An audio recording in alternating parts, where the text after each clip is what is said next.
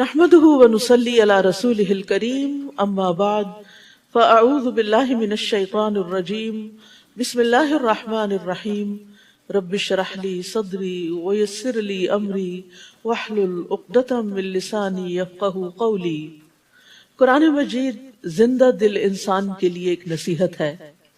اللہ سبحانہ وتعالی فرماتے ہیں ان هو الا ذکر وقرآن مبین لینذر من کان حیا، وہ تو سراسر نصیحت اور واضح قرآن کے سوا کچھ نہیں تاکہ اسے ڈرائے جو زندہ ہو، یعنی یہ زندہ لوگوں کے لیے آیا ہے اور زندہ لوگوں کے لیے کتاب ہدایت ہے۔ ابن قیم کہتے ہیں لوگوں کی تین قسمیں ہیں، ایک وہ شخص جس کا دل مر چکا ہے، ایک وہ شخص جس کا دل مر چکا ہے، یہ وہ شخص ہے کہ اس کا کوئی دل ہی نہیں، اس آدمی کے حق میں کوئی آیت نصیحت نہیں بنتی، وہ آیات سنتا ہے پڑھتا ہے، اس کو کوئی فائدہ نہیں ہوتا، جیسے مرے ہوئے انسان کے سر پہ چیخیں چلائے روئیں، اس کو کوئی پتہ نہیں ہوتا۔ نمبر دو، دوسرا وہ شخص جس کا دل زندہ اور اہلیت رکھنے والا ہوتا ہے لیکن وہ تلاوت والی آیات کو کان لگا کے نہیں سنتا، غفلت سے سنتا ہے، جن کے ذریعے اللہ ان نشانیوں کے بارے میں خبر دے رہے ہیں جو دکھائی دینے والی ہیں۔ یا تو وہ آیات اس تک پہنچی نہیں، یا یہ کہ اس تک پہنچی ہیں لیکن اس کا دل ان آیات سے ہٹ کر کسی اور چیز میں مشغول تھا، بیٹھا قرآن کی مجلس میں تھا لیکن سوچ کچھ اور رہا تھا اور توجہ اور چیزوں کی طرف تھی، اس کا دل غیر حاضر ہے، اسے بھی نصیحت حاصل نہیں ہوتی حالانکہ اس میں اہلیت ہے اور اس کا دل موجود ہے۔ تیسرا وہ آدمی ہے جس کا دل بھی زندہ ہے اور وہ اہلیت بھی رکھتا ہے، جس پر آیات کی جب تلاوت کی جاتی ہے وہ اپنا کان لگاتا ہے، اپنے کانوں کو اس کی طرف ڈال دیتا ہے، اپنے دل کو حاضر کرتا ہے، اور جو کچھ وہ سن رہا ہے اس کے فہم کے علاوہ وہ اپنے دل کو کہیں اور مشغول نہیں کرتا، اس کا دل بھی حاضر ہے، کان بھی لگائے ہوئے ہے۔ اس قسم کے لوگ ہیں جو ان آیات سے فائدہ حاصل کرتے ہیں جو تلاوت کی جاتی ہیں، اور ان آیات سے بھی یعنی کائنات کی نشانیوں سے بھی فائدہ حاصل کرتے ہیں جو مشاہدے سے تعلق رکھتی ہیں۔ تو اللہ تعالیٰ سے دعا ہے کہ وہ ہمیں زندہ دل عطا کرے تاکہ ہم قرآن میں خوب غور و فکر کریں اور اس کو اپنے اندر جذب کریں اور اس پر عمل بھی کریں۔ 11واں پارہ۔ شروع کرتی ہوں اللہ کے نام سے جو بے انتہا مہربان نہایت رحم فرمانے والا ہے۔ جب تم ان کے پاس واپس آؤ گے تو وہ تمہارے سامنے معذرت شروع کر دیں گے، عذر پیش کریں گے۔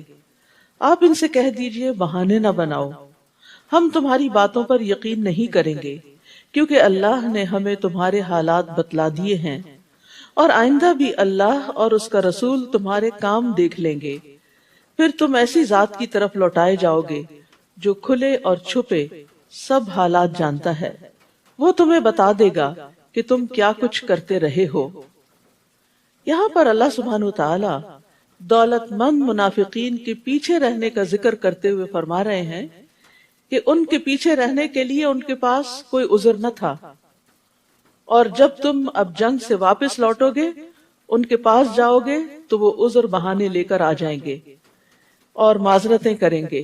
تو آپ ان سے کہہ دیجئے کہ تم بہانے مت بناؤ، ہم تمہاری بات نہیں مانیں گے، یعنی تمہاری جھوٹی معذرتوں کی تصدیق نہیں کریں گے، کیونکہ اللہ تعالیٰ نے ہمیں تمہارے حالات سے خبردار کر دیا ہے، اور اللہ سبحانہ تعالیٰ کی بات سچی ہے، لہٰذا تمہارے عذر پیش کرنے کا کوئی فائدہ نہیں، کیونکہ وہ ایسے ایسے بہانے اور ایسی ایسی معذرتیں پیش کر رہے تھے جو بالکل اس کے برعکس تھی جو اللہ تعالیٰ ان کے حالات کے بارے میں خبر دے چکے تھے، اور اللہ کی بات سب سے سچی بات ہوتی ہے۔ اور پھر یہاں یہ بتا دیا گیا کہ اللہ اور اس کا رسول تمہارے اعمال دیکھیں گے، یعنی دنیا میں عمل صداقت کی میزان ہے، یعنی عمل سے پتہ چلتا ہے، کسی کا رویہ بتاتا ہے کہ وہ اپنی بات میں کتنا سچا ہے۔ عمل کے ذریعے سچ اور جھوٹ میں امتیاز ہوتا ہے، صرف باتوں سے کسی کا سچا ہونا نہیں پتہ چلتا۔ پھر تم غائب اور حاضر کے جاننے والے یعنی اللہ رب العالمین کی طرف لوٹائے جاؤ گے، یعنی آخرت میں اس کے سامنے پیش کیے جاؤ گے جس سے کوئی بھی چیز اوجھل نہیں۔ یہاں اللہ سبحانہ تعالیٰ کی یہ صفات بیان ہوئی ہیں کہ وہ غیب کو بھی جانتا ہے اور حاضر کو بھی جانتا ہے، اس کے لیے سب برابر ہے، اور جو تم عمل کر رہے ہو وہ سب تمہیں بتائے گا. یعنی تم برا یا بھلا جو کچھ کرتے ہو اللہ تعالیٰ تمہیں اس کے بارے میں آگاہ فرمائے گا. تم پر ذرا برابر بھی ظلم نہیں کیا جائے گا، وہ اپنے عدل اور فضل سے تمہارے اعمال کی جزا دے گا. تو یاد رکھیے کہ جب کوئی انسان برائی کا ارتکاب کرتا ہے تو اس کے بعد اس کے 3 حالتوں میں سے ایک حالت ہوتی ہے، یعنی ظاہر اور باطن میں اس کی بات اور عذر کو قبول کیا جائے اور اس کی بنا پہ اس کو معاف کر دیا جائے.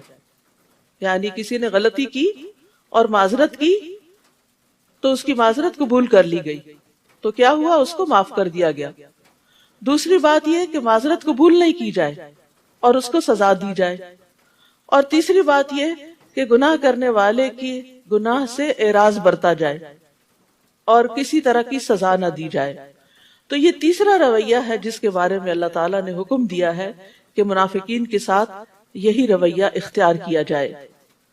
فرمایا سَيَحْلِفُونَ بِاللَّهِ لَكُمْ إِذَا انقَلَبْتُمْ إِلَيْهِمْ لِتُعْرِضُوا عَنْهُمْ فَأَعْرِضُوا عَنْهُمْ إِنَّهُمْ رِجْسٌ وَمَأْوَاهُمْ جَهَنَّمُ جَزَاءً بِمَا كَانُوا يَكْسِبُونَ.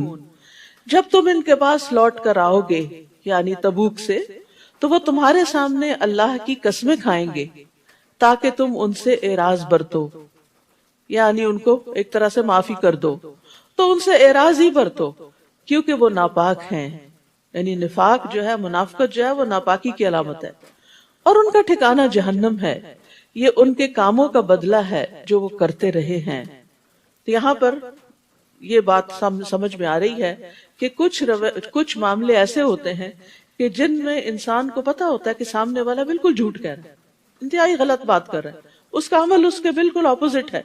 یعنی زبان سے وہ کچھ کہتا ہے، عمل سے کچھ کہتا ہے، لیکن آپ کے پاس قسمیں کھاتے ہوئے اور جھوٹا سچے آنسو بہاتے ہوئے آ جاتا ہے معذرت کرنے کے لیے.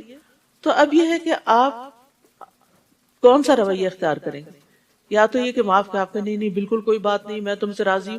آپ کیسے راضی ہیں؟ آپ راضی نہیں ہیں تو آپ اپنی رضامندی ظاہر نہ کریں، آپ اس پر سزا بھی نہ دیں کیونکہ وہ اب اللہ کا نام لے کر اپنے جھوٹ پہ پردہ ڈال رہا ہے. تو تیسرا رویہ اعراض، تغافل، اگنور، جسٹ اگنور. ایسے لوگوں کو اگنور کر دینا چاہیے، نہ خوشی کا اظہار کرنا چاہیے اور نہ ہی کوئی سزا دینی چاہیے، ان کا معاملہ اللہ پہ چھوڑ دینا چاہیے. يَحْلِفُونَ لَكُمْ لِتَرْضَوْا عَنْهُمْ فَإِن تَرْضَوْا عَنْهُمْ فَإِنَّ اللَّهَ لَا يَرْضَىٰ عَنِ الْقَوْمِ الْفَاسِقِينَ. وہ تمہارے سامنے قسمیں کھائیں گے تاکہ تم ان سے راضی ہو جاؤ. بس انہیں فکر ہے کہ لوگ راضی ہو جائیں، لوگوں کی نگاہوں میں اچھے بن جائیں. یہ بھی نفاق کی ایک علامت ہوتی کہ انسان کو لوگوں کی فکر زیادہ ہو کہ ان کے سامنے میری بے عزتی نہ ہو اور اللہ کا کوئی ڈر نہ ہو اور اللہ کے آگے شرمندگی نہ ہو. تو فرمایا کہ اگر تم راضی ہو بھی جاؤ تو اللہ ایسے فاسق لوگوں سے راضی نہ ہوگا. یاد رکھیے اگر ہم اپنے غلط باتوں پر، جھوٹ پر، فریب پر، دھوکے پر پردہ ڈال کے جھوٹی باتیں کر کے دوسرے کو خوش کر بھی لیں، یعنی بعض لوگ ہوتے ہیں نا وہ لوگوں کو ڈستے ہیں، لوگوں کے لیے سازشیں کرتے ہیں، برے کام کرتے ہیں، پھر سامنے آتے ہیں تو بڑی خوشنما باتیں کرتے ہیں اور پھر ان کو خوش کرنے کی کوشش کرتے ہیں جن کو انہوں نے پیچھے سے ڈسا ہوا ہوتا ہے یا ان کو نقصان دیا ہوا ہوتا ہے یا ان کو دھوکہ دیا ہوا ہوتا ہے. تو ایسے میں اگر سامنے والا راضی ہو بھی جائے تو اللہ دیکھ رہا ہوتا ہے کہ یہ شخص کتنا فسادی اور کتنا غلط کار ہے. تو خاندانی تعلقات میں بھی بعض اوقات آپ کو ایسے لوگوں سے واسطہ پیش آتا ہے کہ جو پیٹھ پیچھے آپ کا گھر خراب کرتے ہیں، آپ کے ہسبینڈ کے دل میں آپ کے خلاف بری بری باتیں ڈالتے ہیں اور اسی طرح کے چھپ چھپ کے غلط کام کرتے ہیں، لیکن آپ کے سامنے آپ کو ظاہر نہیں ہونے دیتے تاکہ آپ سے جو فائدے ان کو پہنچ رہے ہیں وہ پہنچتے رہیں. یعنی فائدے بھی اٹھاتے ہیں آپ سے اور دھوکہ بھی دیتے ہیں آپ کو اور آپ کو پتہ بھی ہوتا ہے. تو ایسے لوگوں سے اعراض برتنا چاہیے اور انہیں یہ یاد رکھنا چاہیے کہ بندوں نے اگر کوئی سزا نہیں دی اور برا بلا نہیں کہا یا کوئی دنیا میں اس کے کانسیکوینسز نہیں آئے، لیکن اللہ کے حضور جب حاضر ہونا ہے تو پھر خوب شامت آئے گی. اللہ ایسے فاسق لوگوں سے راضی نہ ہوگا. تو انسان کو اللہ کی خوشنودی کو بندوں کی خوشنودی پر مقدم رکھنا چاہیے. یعنی ہمیشہ یہ دیکھنا چاہیے کہ کیا میرا رب بھی میرے اس طرز عمل سے راضی ہے یا نہیں، کیونکہ لوگوں کے برعکس اگر اللہ کو راضی کرے انسان تو اللہ سبحانہ وتعالیٰ اس کی دنیا کے حالات بھی درست کر دے گا اور آخرت کے بھی۔ ایک روایت میں آتا ہے کہ معاویہ رضی اللہ عنہ نے ام المومنین عائشہ رضی اللہ عنہ کو لکھا کہ مجھے ایک خط لکھیے جس میں میرے لیے نصیحتیں ہوں، آپ مجھے نصیحت کیجیے لیکن زیادہ نہ ہوں۔ اور یہ بھی بڑی حکمت کی بات ہے کہ تھوڑی بات زیادہ یاد رہتی ہے۔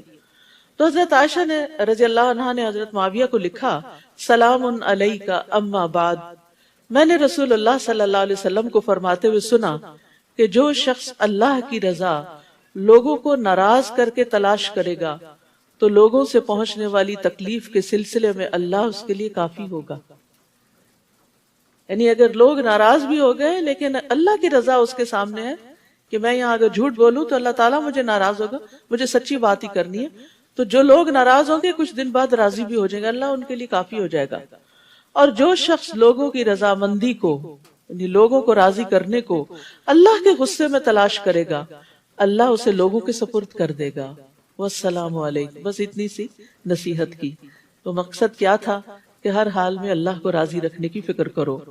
اور یہ اس آیت سے یہ بھی پتہ چلتا ہے کہ اللہ فاسق لوگوں سے راضی نہیں ہوتا، فاسق لوگوں سے راضی نہیں ہوتا۔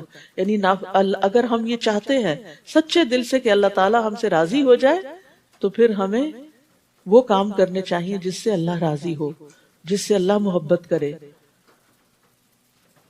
الاعراب اشد کفرا و نفاقا، دیہاتی عرب کفر اور نفاق میں زیادہ سخت ہیں، اور ان میں یہ امکان زیادہ ہے کہ وہ اس دین کی حدود کو نہ سمجھ سکیں جو اللہ نے اپنے رسول پر نازل کی ہیں، اور اللہ سب کچھ جاننے والا اور حکمت والا ہے۔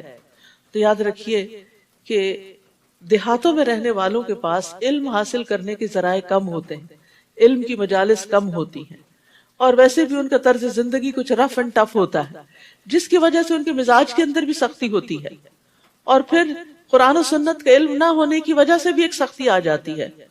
تو اس لیے یہاں پر بہت اہم نقطہ پتہ چلتا ہے کہ انسان جہالت دور کرنے کے لیے علم حاصل کرے تاکہ اس کے دل کی سختی بھی جائے، اس کے رویے اور اخلاق کی سختی بھی ختم ہو۔ کیونکہ آپ نے دیکھا ہوگا کہ چاہے کوئی دنیا کا علم بھی حاصل کیے ہوئے ہو، جو سمجھدار پڑھا لکھا انسان ہوتا ہے اس کے اندر ایک خاص قسم کی ہمبلنس اور ایک عاجزی ہوتی ہے۔ اس کے برعکس وہ شخص جو ان پڑھ ہوتا ہے اس کے اندر ایک کھردرا پن ہوتا ہے۔ تو علم حاصل کرنے کے لیے علماء کے پاس بیٹھنا چاہیے، علم کی مجلسوں میں شریک ہونا چاہیے۔ اور ان دیہاتیوں میں کچھ ایسے بھی ہیں جو اللہ کی راہ میں خرچ کریں تو اسے تاوان سمجھتے ہیں، چٹی سمجھتے ہیں، یعنی فی سبیل اللہ مال دینا اپنے اوپر ایک جرمانہ سمجھتے ہیں، اور تمہارے معاملے میں گردش زمانہ کے منتظر ہیں، یعنی کب یہ ہمارے پیچھے سے ہٹیں گے اور ہم چین سے اپنی مرضی کی زندگی بسر کریں گے۔ حالانکہ بری گردش انہی پر مسلط ہے، اور اللہ سب کچھ سننے والا اور جاننے والا ہے۔ اور کچھ اعرابی ایسے بھی ہیں جو اللہ اور آخرت کے دن پر ایمان رکھتے ہیں، یعنی رہتے وہ دیہاتوں میں ہیں لیکن اس کے باوجود جب ان تک علم کی روشنی پہنچی، ایمان پہنچا تو انہوں نے اس کو کھلے دل سے قبول کیا، اور جو کچھ خرچ کرتے ہیں اسے قرب الہی اور دعائے رسول کا ذریعہ سمجھتے ہیں، کیونکہ آپ صلی اللہ علیہ وسلم صدقہ کرنے والوں کو دعا دیا کرتے تھے، سن لو یہ واقعی ان کے لیے قرب الہی کا ذریعہ ہے۔ اللہ کا قرب کس سے حاصل ہوتا ہے؟ ایمان کے بعد انفاق فی سبیل اللہ سے، اللہ کے راستے میں خرچ کرنے سے۔ اور اس کے بارے میں انسان کو دل میں بخل نہیں رکھنا چاہیے، دل میں تنگی نہیں رکھنی چاہیے۔ دین کی ترقی کے لیے، دین کو آگے بڑھانے کے لیے طالب علموں پر، کتابوں پر، علم پھیلانے پر خوب خوب خرچ کرنا چاہیے۔ یہ چیز انسان کو اللہ کے قریب کرتی ہے۔ فرمایا الا انہا قربت لہم، یہ ان کے لیے قربت کا ذریعہ ہے، جلد ہی اللہ تعالیٰ انہیں اپنی رحمت میں داخل کرے گا۔ اللہ تعالیٰ یقیناً معاف کرنے والا اور رحم کرنے والا ہے۔ نبی صلی اللہ علیہ وسلم صدقہ کرنے والے کو دعا دیا کرتے تھے، اللہم صلی علی آل فلان، اے اللہ آل فلان پر، یعنی صرف دینے والے پر نہیں، اس کی آل پر بھی رحمت فرما۔ ایک موقع پر عبداللہ بن ابی اوفا کہتے ہیں، میرے والد آپ کے پاس صدقہ لے کر آئے تو آپ نے دعا فرمائی، اللہم صلی علی آل ابی اوفا، اے اللہ ابو اوفا کی آل اور اولاد پر مہربانی فرما۔ یعنی صدقے کے جو اثرات ہیں صرف صدقہ کرنے والے پر نہیں ہوتے، اس کی نسلوں میں بھی خیر پہنچتی، یعنی اس سے آپ کے بچوں کی بھی حفاظت ہوتی ہے اور ان کے آگے نسلوں کی بھی۔ تو تو یہ اللہ تعالیٰ کے قرب کا ذریعہ ہوتا ہے.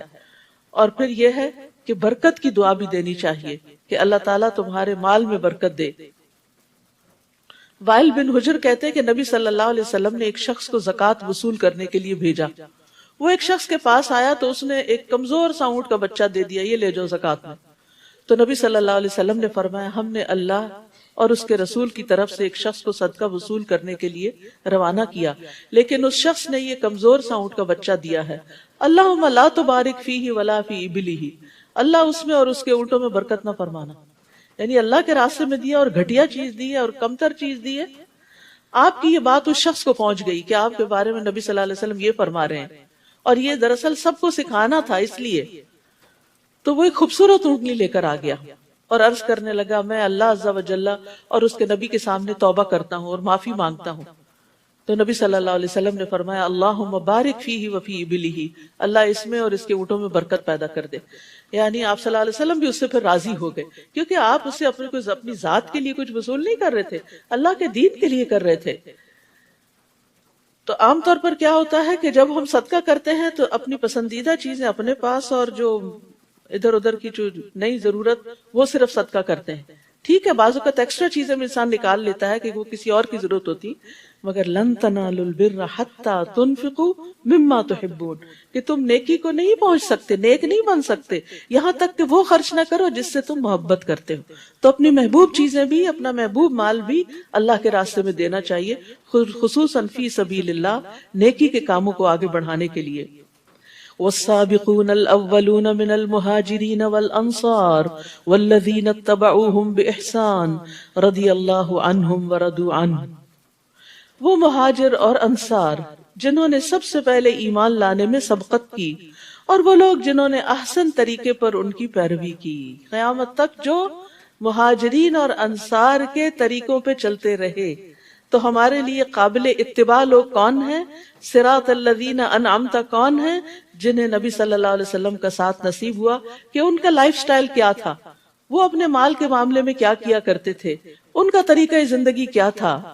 اللہ ان سب سے راضی ہوا. اگر اللہ کی رضا چاہتے ہیں تو ان کو اپنا رول ماڈل بنائیں، اور وہ اللہ سے راضی ہوئے. رضی اللہ عنہم ورضوا عنہ، اللہ نے ان کے لیے ایسے باغ تیار کر رکھے ہیں جن میں نہریں جاری ہیں، وہ ان میں ہمیشہ رہیں گے. یہی بہت بڑی کامیابی ہے. تو یاد رکھیے ہمیشہ آگے جانے والوں، سبقت کرنے والوں کی پیروی کرنی چاہیے، نہ کہ جو پیچھے ہیں، سست ہیں. یعنی جب کسی کو دیکھیں کہ اس سے کوئی انسپریشن لیں تو اس سے لیں جو نیکی میں آپ سے آگے ہے، اس سے نہیں لیں جو پیچھے ہے کہ اچھا وہ بھی تو نہیں ابھی کر رہا، ابھی وہ بھی نہیں آیا، ابھی وہ بھی شریک نہیں ہوا، ابھی اس نے بھی شروع نہیں کیا، چلو جب وہ کرے گا میں بھی کر لوں گا. نہیں، جو پہلے جا چکے، جو آگے بڑھ چکے، جو اوپر کے درجوں میں پہنچ گئے، ان کو دیکھیں. یہاں انہی کی طرف اشارہ ہے. تو احسان کے ساتھ پیروی کی، یعنی ہمارے لیے کیا حکم ہے؟ والذین اتبعوہم باحسان. تو احسان کے ساتھ پیروی کرنے کا مطلب یہ ہے کہ انہوں نے ایمان لانے میں ان کی پیروی کی، نیک اعمال میں ان کی پیروی کی، اپنے اقوال اور اعمال میں اللہ کی رضا تلاش کرنے میں ان کی پیروی کی، کہ جس طرح صحابہ کرام اور تابعین اللہ کی رضا حاصل کرنے کے لیے اپنا سب کچھ قربان کر دیا کرتے تھے. وَمِمَّنْ حَوْلَكُمْ مِنَ الْأَعْرَابِ مُنَافِقُونَ، اور تمہارے ارد گرد بسنے والے دیہاتیوں میں کچھ منافق موجود ہیں، اور کچھ خود مدینہ میں بھی موجود ہیں. کس طرح اللہ سبحانہ وتعالیٰ نے نفاق کو ظاہر کیا اور مسلمانوں کو خبردار کر دیا.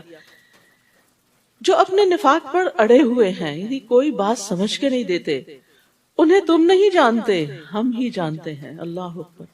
یعنی نبی صلی اللہ علیہ وسلم کو بھی بعض منافقین کے نفاق کا علم نہیں تھا. وہ اتنے ہوشیار چالاک لوگ تھے، اپنی باتوں سے ایسا خوش کرتے تھے کہ ان کے دل کا حال آپ کو نہیں پتا چلتا تھا کہ ان کے اندر کیا ہے.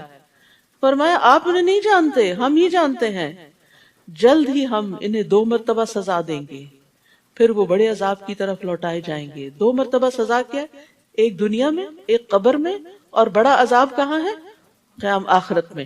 تو اس آیت میں بھی قبر کے عذاب کی دلیل ملتی ہے. ان کے علاوہ کچھ اور لوگ ہیں جنہوں نے اپنے گناہوں کا اعتراف کر لیا اور وہ ملے جلے عمل کرتے رہے، کچھ اچھے اور کچھ برے.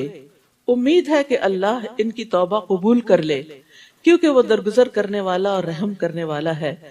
تو یاد رکھیے کہ بعض اوقات انسان ملے جلے عمل کرتا ہے اور اللہ سے امید بھی رکھتا ہے، تو اختتام جس پر ہوگا انشاءاللہ اللہ سبحانہ وتعالی اپنی رحمت سے بخش دے گا۔ اے نبی صلی اللہ علیہ وسلم، آپ ان کے اموال سے صدقہ قبول کیجیے، یعنی جب انسان کو پتا ہونا کہ میں کچھ نیکیاں کرتا ہوں، مجھ سے غلطیاں بھی ہوتی، تو اپنے گناہوں کے ازالے اور کفارے اور ان کو صاف کرنے اور دھونے کے لیے کیا کریں؟ صدقہ کرتے رہیں۔ صدقہ جو ہے وہ نفاق بھی دور کرتا ہے۔ آپ ان کے اموال میں سے صدقہ قبول کیجئے اور اس صدقے کے ذریعے ان کے اموال کو پاک کیجئے اور ان کے نفوس کا تزکیہ کیجئے، پھر ان کے لیے دعا بھی کیجئے۔ تو صدقہ کیا ہے؟ نفس کو بھی پاک کرنے کا ذریعہ ہے، مال کو بھی پاک کرنے کا ذریعہ ہے، رسول صلی اللہ علیہ وسلم کی دعائیں حاصل کرنے کا ذریعہ ہے۔ ان صلاتک سکن لہم، بے شک آپ کی دعا ان کے لیے تسکین کا باعث ہے، اور اللہ سب کچھ جاننے والا اور دیکھنے والا ہے۔ کیا انہیں معلوم نہیں کہ اللہ ہی اپنے بندوں کی توبہ قبول کرتا ہے اور ان کے صدقے قبول کرتا ہے؟ یعنی صدقہ اور توبہ ساتھ ساتھ۔ سچی توبہ کیا ہے؟ جس میں انسان کوئی نیک عمل کر کے توبہ کرے، کوئی نفل پڑھ کے کرے، کوئی صدقہ دے کے کرے، یعنی جب بھی کوئی گناہ ستائے اس گناہ کو یاد کر کے صدقہ کرے تاکہ دل ٹھنڈا ہو جائے اور ایک تسکین آ جائے۔ غم کا علاج ہے صدقہ، بیماریوں کا علاج ہے صدقہ، اور ان کے صدقے قبول کرتا ہے، اور یہ کہ وہی توبہ قبول کرنے والا اور رحم کرنے والا ہے۔ نیز ان سے کہیے کہ عمل کرتے جاؤ، اللہ، اس کا رسول اور سب مومن تمہارے طرز عمل کو دیکھ لیں گے۔ تو نفاق دور کرنے کے لیے کیا ہے؟ عمل کر کے دکھائیں، اور ان قریب تم کھلی اور چھپی چیزوں کے جاننے والے کی طرف لوٹائے جاؤ گے، تو وہ تمہیں بتا دے گا جو کچھ تم کرتے رہے۔ نیز کچھ اور لوگ ہیں جن کا معاملہ اللہ کا حکم آنے تک التوا میں پڑا ہوا ہے، خواہ وہ انہیں سزا دے یا ان کی توبہ قبول کر لے، اور اللہ سب کچھ جاننے والا اور حکمت والا ہے۔ کچھ اور لوگوں کی طرف اشارہ ہے کہ جن کے اندر نفاق تو نہیں تھا، بس سستی کی وجہ سے پیچھے رہ گئے تھے۔ نیز کچھ اور لوگ ہیں جنہوں نے ایک مسجد بنائی، اور یہ کون تھے؟ یہ منافقین تھے جنہوں نے قباء کے علاقے میں مسجد قباء کے پیرالل ایک اور مسجد بنا لی جس کو مسجد زرار کہا گیا، اس لیے کہ وہ دعوت حق کو نقصان پہنچائیں۔ یعنی تفرقہ بازی جو ہے وہ اسلام کے کاز کو نقصان دیتی ہے، کفر پھیلائیں۔ یعنی اس مسجد کے بنانے کا مقصد اسلام کی تبلیغ نہیں، اسلام کا فائدہ نہیں، بلکہ اس سے اسلام کی بجائے الٹا کفر کو فائدہ ہوگا۔ مومنوں میں تفرقہ ڈالیں، اور یہ مسجد ایسے لوگوں کو کمین کا کام دے، چھپنے کا کام دے جو اس سے پیشتر اللہ اور اس کے رسول سے برسر پیکار رہے ہیں۔ یعنی اشارہ ہے ابو عامر الراہب کی طرف، جو دور جاہلیت میں بڑا عبادت گزار تھا، لیکن نبی صلی اللہ علیہ وسلم سے اس کو حسد ہو گیا، تو آپ کے خلاف وہ لوگوں کو بھڑکایا کرتا تھا، تاکہ مشرکین مکہ تک کے پاس گیا تھا مدد لینے کے لیے کہ کس طرح نبی صلی اللہ علیہ وسلم کے خلاف کوئی محاذ آرائی کی جائے۔ اور پھر جب وہاں سے کچھ نہیں بنا تو قیصر روم کی طرف گیا اور راستے میں ہی مارا گیا، تو اللہ تعالیٰ نے ایسے ظالم سے چھٹکارا دیا۔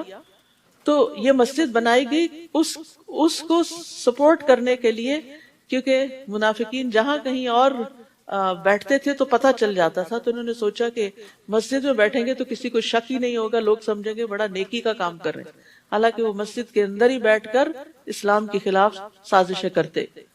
اور وہ قسمیں یہ کھاتے ہیں کہ ہمارا ارادہ تو بھلائی کی سوا کچھ نہیں، ہم نے تو معذور اور بیمار لوگوں کے لیے ذرا ان کے قریب کے علاقے میں مسجد بنا دی ہے، اور اللہ گواہی دیتا ہے یقیناً یہ جھوٹے لوگ ہیں۔ استغفر اللہ، کس طرح ان کا جھوٹ کھلا کہ جنہوں نے مسجد بنائی تھی انہیں لوگوں کے سامنے ننگا کر دیا گیا کہ یہ جھوٹے لوگ ہیں، ان کا مقصد مسجد بنانے کے پیچھے درست نہیں۔ یاد رکھیے، اگر بدنیتی کے ساتھ کوئی نیک عمل کیا جائے تو وہ بھی انسان کے اوپر الٹا وبال کا باعث بنتا ہے۔ کسی بھی نیک عمل کے لیے بنیادی شرط یہ ہے کہ انسان کی اس میں نیت خالص ہو۔ نبی صلی اللہ علیہ وسلم کے پاس یہ لوگ آئے کہ آپ اس مسجد کا افتتاح کر دیں تاکہ ایک ٹھپا لگ جائے کہ یہ اوتھینٹک ہے۔ اللہ تعالیٰ نے آپ کو روک دیا، اے نبی صلی اللہ علیہ وسلم، آپ اس مسجد زرار میں کبھی بھی نماز کے لیے کھڑے نہ ہونا، کبھی بھی اس میں داخل نہیں ہوگے آپ۔ وہ مسجد جس کی پہلے دن سے تقوی پر بنیاد رکھی گئی، یعنی مسجد قباء، زیادہ مستحق ہے کہ آپ اس میں کھڑے ہوں، آپ وہاں جائیں، ان کو سپورٹ دیں۔ اس میں ایسے لوگ ہیں جو پاک رہنا پسند کرتے ہیں۔ قباء والوں کی تعریف فرمائی اللہ تعالیٰ نے ان کی پاکی کی بنا پر، اور اللہ پاک رہنے والوں کو پسند کرتا ہے۔ واللہ یحب المطہرین۔ یہ کون لوگ تھے؟ ان سے پوچھا گیا کہ یہ پاکیزگی کا کیا ایسا طریقہ اختیار کرتے ہیں کہ جس سے اللہ نے ان کی تعریف کی، تو پتہ چلا کہ یہ رفع حاجت کے بعد پتھروں یا ڈھیلوں سے صفائی کرنے کے بعد پھر پانی سے بھی دھوتے ہیں، پانی سے استنجا کرتے ہیں۔ تو یاد رکھیے صرف ٹیشو پیپر کافی نہیں ہوتا، پانی سے دھونے سے ہی صحیح صفائی ہوتی ہے، اور اسی صفائی اور طہارت کی وجہ سے اللہ تعالیٰ پاک رہنے والوں سے محبت کرتا ہے۔ تو اپنی جسمانی صفائی کا بھی انسان کو خوب خیال رکھنا چاہیے تاکہ فرشتے بھی نفرت نہ کریں، انسانوں کو بھی اذیت نہ ہو، اور اللہ کی محبت بھی حاصل ہو۔ تو صفائی اور ستھرائی اختیار کرنے والوں سے اللہ کی محبت کا وعدہ ہے، اور صاف رہنا جو ہے یہ فطرت کے اعمال میں سے ہے۔ ابو ہریرہ سے روایت ہے کہ 5 چیزیں فطری ہیں: ختنہ کرنا، سرکمسیژن، زیر ناف بال صاف کرنا یعنی انڈر لیگز، بغل کے بال اکھاڑنا، ناخن تراشنا، اور مونچھوں کا کتروانا، یعنی یہ ساری صفائی کی علامتیں ہیں۔ ان سب چیزوں کا اہتمام کرنا چاہیے، اور خاص طور پر جمعہ کے دن آج آپ نے الحمدللہ ایکسٹرا صفائی نہانے دھونے کا اہتمام کیا ہوگا۔ اور اسی طرح اگر انسان حتیٰ کہ رات کو جب انسان سوتا ہے اور وضو کر کے سوتا ہے تو اس کی بھی بڑی فضیلت ہے، حالانکہ اس وقت تو ویسے ہی انسان نیند تو وضو توڑ ہی دیتی ہے، لیکن پاکیزگی کی حالت میں انسان سوئے تو اس کا فائدہ کیا ہے؟ فرمایا جو آدمی باوضو رات گزارتا ہے ایک فرشتہ اس کی چادر میں رات گزارتا ہے۔ جب بھی وہ بندہ رات کی کسی گھڑی میں جاگتا ہے تو فرشتہ کہتا ہے اے اللہ اپنے اس بندے کو بخش دے کیونکہ اس نے باوضو حالت میں رات گزاری، یعنی بے شک بعد میں ٹوٹ جائے لیکن ابتدا میں آغاز میں جو وضو کیا اس سے دعائیں ملتی ہیں۔ ذرا سوچو کیا وہ شخص بہتر ہے جس نے اپنی عمارت کی بنیاد اللہ کے خوف اور اس کی رضا پر رکھی ہو، یعنی دین کے لیے کوئی بلڈنگ بنا رہا ہے، مسجد بنا رہا ہے، کوئی دینی ادارہ بنا رہا ہے، اور اس کے اندر 2 چیزیں ہیں کہ اس تعمیر میں اللہ کا خوف بھی ہے اور اللہ کی رضا حاصل کرنے کا شوق بھی ہے کہ اس کی وجہ سے اللہ تعالیٰ مجھ سے راضی ہو جائے۔ یا وہ شخص بہتر ہے جس نے اپنی عمارت کی بنیاد ایک کھوکھلے گڑھے کے کنارے پر رکھی ہو جو اس کو بھی لے کر جہنم کی آگ میں جا گرے، اشارہ ہے مسجد ضرار کی طرف کہ جس کے نیچے نیت کا اخلاص نہیں تھا۔ ایسے ظالم لوگوں کو اللہ کبھی سیدھی راہ نہیں دکھاتا۔ تو یاد رکھیے کہ چاہے آپ ایک فزیکل عمارت بنائیں یا کسی نیکی کے کام کو بلڈ کریں تو اس کے نیچے جب تک اخلاص کی بنیاد نہیں ہوگی اس وقت تک جنت کا حصول ممکن نہیں۔ اگر اس کے نیچے دھوکہ اور فریب ہے تو پھر وہ عمارت گرے گی اور انسان کو جہنم میں لے جائے گی۔ وہ بظاہر بڑا سا نیکی کا کام بھی جنت میں لے جانے والا نہیں اگر اللہ کے لیے نہیں کیا جا رہا۔ تو نیکی چھوٹی بھی بڑا فائدہ دے جاتی ہے، آدھی کھجور کا صدقہ بھی انسان کو جہنم کی آگ سے بچاتا ہے اگر وہ اللہ کے لیے کیا گیا۔ اور بڑے سے بڑے کارنامے بھی، چاہے وہ قرآن کی تلاوت ہو یا پڑھنا پڑھانا ہو یا شہادت کی موت ہو یا اسی طرح بہت زیادہ سخاوت کرنا ہو، اگر وہ اللہ کی رضا کے لیے نہیں تو یہی اعمال سب سے پہلے جہنم میں لے جانے والے۔ یعنی نیکیاں الٹا جو بظاہر دکھاوے کی نیکیاں جنت میں نہیں لے جائیں گی، جہنم میں لے جانے والی۔ تو اس لیے انسان کو سب سے زیادہ فکر اپنے اخلاص کی، اپنی نیت کی ہونی چاہیے، اور وہ اس وقت زیادہ پتہ چلتی ہے جب نیکی کا کام کر کے آپ کو کہیں سے کوئی تنقید سننی پڑتی ہے یا تو آپ کتنے اپسٹ ہوتے ہیں یا پھر کتنے راحت میں ہوتے ہیں کہ میں نے اللہ کے لیے کیا، اللہ نے دیکھ لیا، وہ قبول کر لے گا، اس لیے مجھے کسی کی باتوں کی کوئی پرواہ ہونی نہیں چاہیے۔ کیونکہ بعض اوقات آپ جب نیکی کے بہت کاموں میں آگے ہوتے ہیں نا تو لوگ باتیں بھی بنانے لگتے ہیں، وہ کہتے ہیں یہ اس کو بڑا اپنی پروجیکشن کا شوق ہے، حالانکہ ایسا نہیں ہوتا۔ تو پھر آپ سوچتے ہیں اچھا میں اب نہیں کروں گی، نہیں، یہی تو آپ کے ٹیسٹ ہوا تھا کہ آپ پھر بھی نیکی کریں گے یا نہیں۔ کیا صرف لوگوں کی تعریف کی وجہ سے نیکی کریں گے یا ان کی تنقید کے باوجود بھی نیکی کے کام نہیں چھوڑیں گے؟ تو یاد رکھیے کوئی کچھ بھی کرے، جو ٹھان لی ہے وہ ٹھان لی ہے، وہ کرنا ہی کرنا ہے، چاہے نتیجہ دنیا میں اس کا کچھ بھی سامنے آتا ہے، کیونکہ اللہ کی رضا کے لیے انسان آزمایا جاتا ہے کہ پتہ چلے کہ اس سے خود بھی انسان کو پتہ چلتا ہے کہ میں بھلا یہ کام کیوں کر رہا تھا۔ ورنہ انسان کی بعض اوقات ملی جلی سی نیت ہوتی، اتنی خالص نہیں ہوتی لیکن پھر اس سے کیا ہوتا ہے پتہ چل جاتا ہے، جب امتحان آتا ہے، آزمائش آتی ہے، تو انسان کو اپنی ورتھ بھی پتہ چل جاتی ہے کہ میرے اندر کتنی ثابت قدمی ہے۔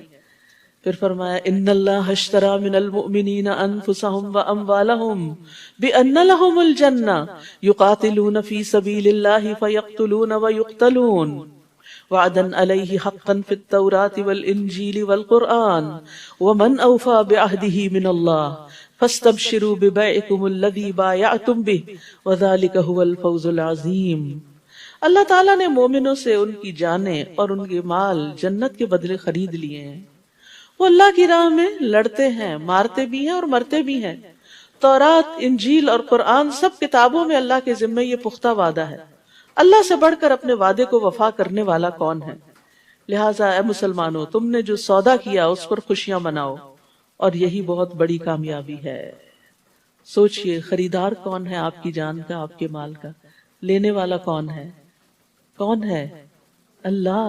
اللہ خریدنا چاہتا ہے آپ سے آپ کے جان اور مال، کیا آپ اس کی راہ میں دے دیں؟ اور یہ معاہدہ کہاں لکھا ہوا ہے؟ 3 کتابوں میں، تورات، انجیل اور قرآن، سب میں۔ دنیا کی سب سے بہترین کتابوں میں یہ بات لکھی ہوئی ہے، سب سے سچی کتابوں میں۔ کس کے ذریعے یہ معاہدہ کروایا جا رہا ہے؟ رسول اللہ صلی اللہ علیہ وسلم کے ذریعے۔ اور معاوضہ کیا ہے؟ جنت۔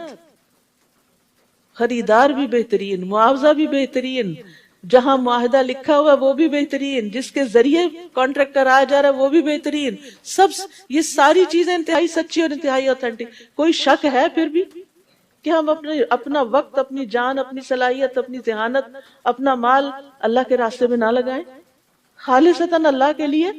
کیونکہ اس کا بدلہ اللہ نے جنت لکھا، اور یہ اللہ کا سودا انتہائی قیمتی سودا ہے۔ نبی صلی اللہ علیہ وسلم نے فرمایا الا ان سلعۃ اللہ غالیہ، خبردار سن لو اللہ کا سودا بڑا مہنگا ہے۔ سن لو بے شک الا ان سلعۃ اللہ الجنہ، بے شک اللہ کا سودا جنت ہے۔ تم سے جان اور مال لیتا ہے اور بدلے میں جنت دیتا ہے۔ لیکن یاد رکھیے جنت ہمارے اعمال کا صلہ نہیں ہو سکتی، ہمارے اعمال پھر بھی تھوڑے ہیں، جنت خریدنے کے لیے کافی نہیں۔ پھر اس کے بعد یہ اللہ کا فضل اور رحمت ہوتی ہے کہ انسان جنت تک پہنچ سکے۔ اس سودا کرنے والوں کی خصوصیات کیا ہوتی ہیں؟ التائبون، توبہ کرنے والے، یعنی چھوٹی بڑی غلطی پر ان کو دھڑکا لگا رہتا ہے کہ اللہ تعالیٰ ناراض نہ ہو جائے، کہیں ہمارا کانٹریکٹ منسوخ نہ ہو جائے۔ آپ نے دنیا میں اگر کسی کے ساتھ کبھی کوئی کانٹریکٹ کیا ہو، کوئی بزنس ڈیل کی ہو، تو آپ کو کیا ہوتا ہے کہ یہ توڑ یعنی مکمل ہو، کہیں ایسا نہ ہو کہ کوئی ایسے حالات ہو کہ یہ ختم کرنا پڑے بیچ میں۔ تو توبہ کرتے رہتے، بار بار اللہ کی طرف رجوع کرتے ہیں۔ العابدون، عبادت گزار ہوتے ہیں، صرف فرض ادا نہیں کرتے، ایکسٹرا نوافل کا بھی اہتمام کرتے ہیں۔ ممکن ہو تو تہجد، صلاۃ الضحیٰ، نمازوں میں صرف فرض نہیں، سنت اور نفل بھی۔ الحامدون، ہر حال میں اللہ کا شکر ادا کرتے، تعریف کرتے ہیں، اچھے حال میں بھی اور تکلیف دہ حال میں بھی، ہر حال میں اللہ سے راضی ہوتے ہیں۔ الحمدللہ، الحمدللہ ان کا تقیہ کلام ہوتا ہے۔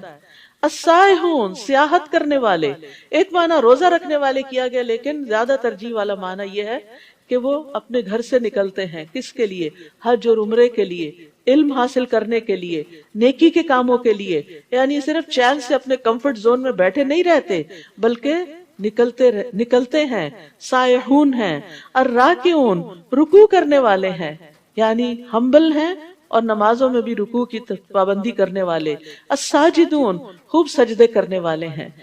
الآمرون بالمعروف والناہون عن المنکر، نیکی کا حکم دینے والے اور برائی سے روکنے والے، یہ ساری صفات ہوتی ہیں ان کے اندر۔ والحافظون لحدود اللہ، اور اللہ کی حدود کی حفاظت کرنے والے۔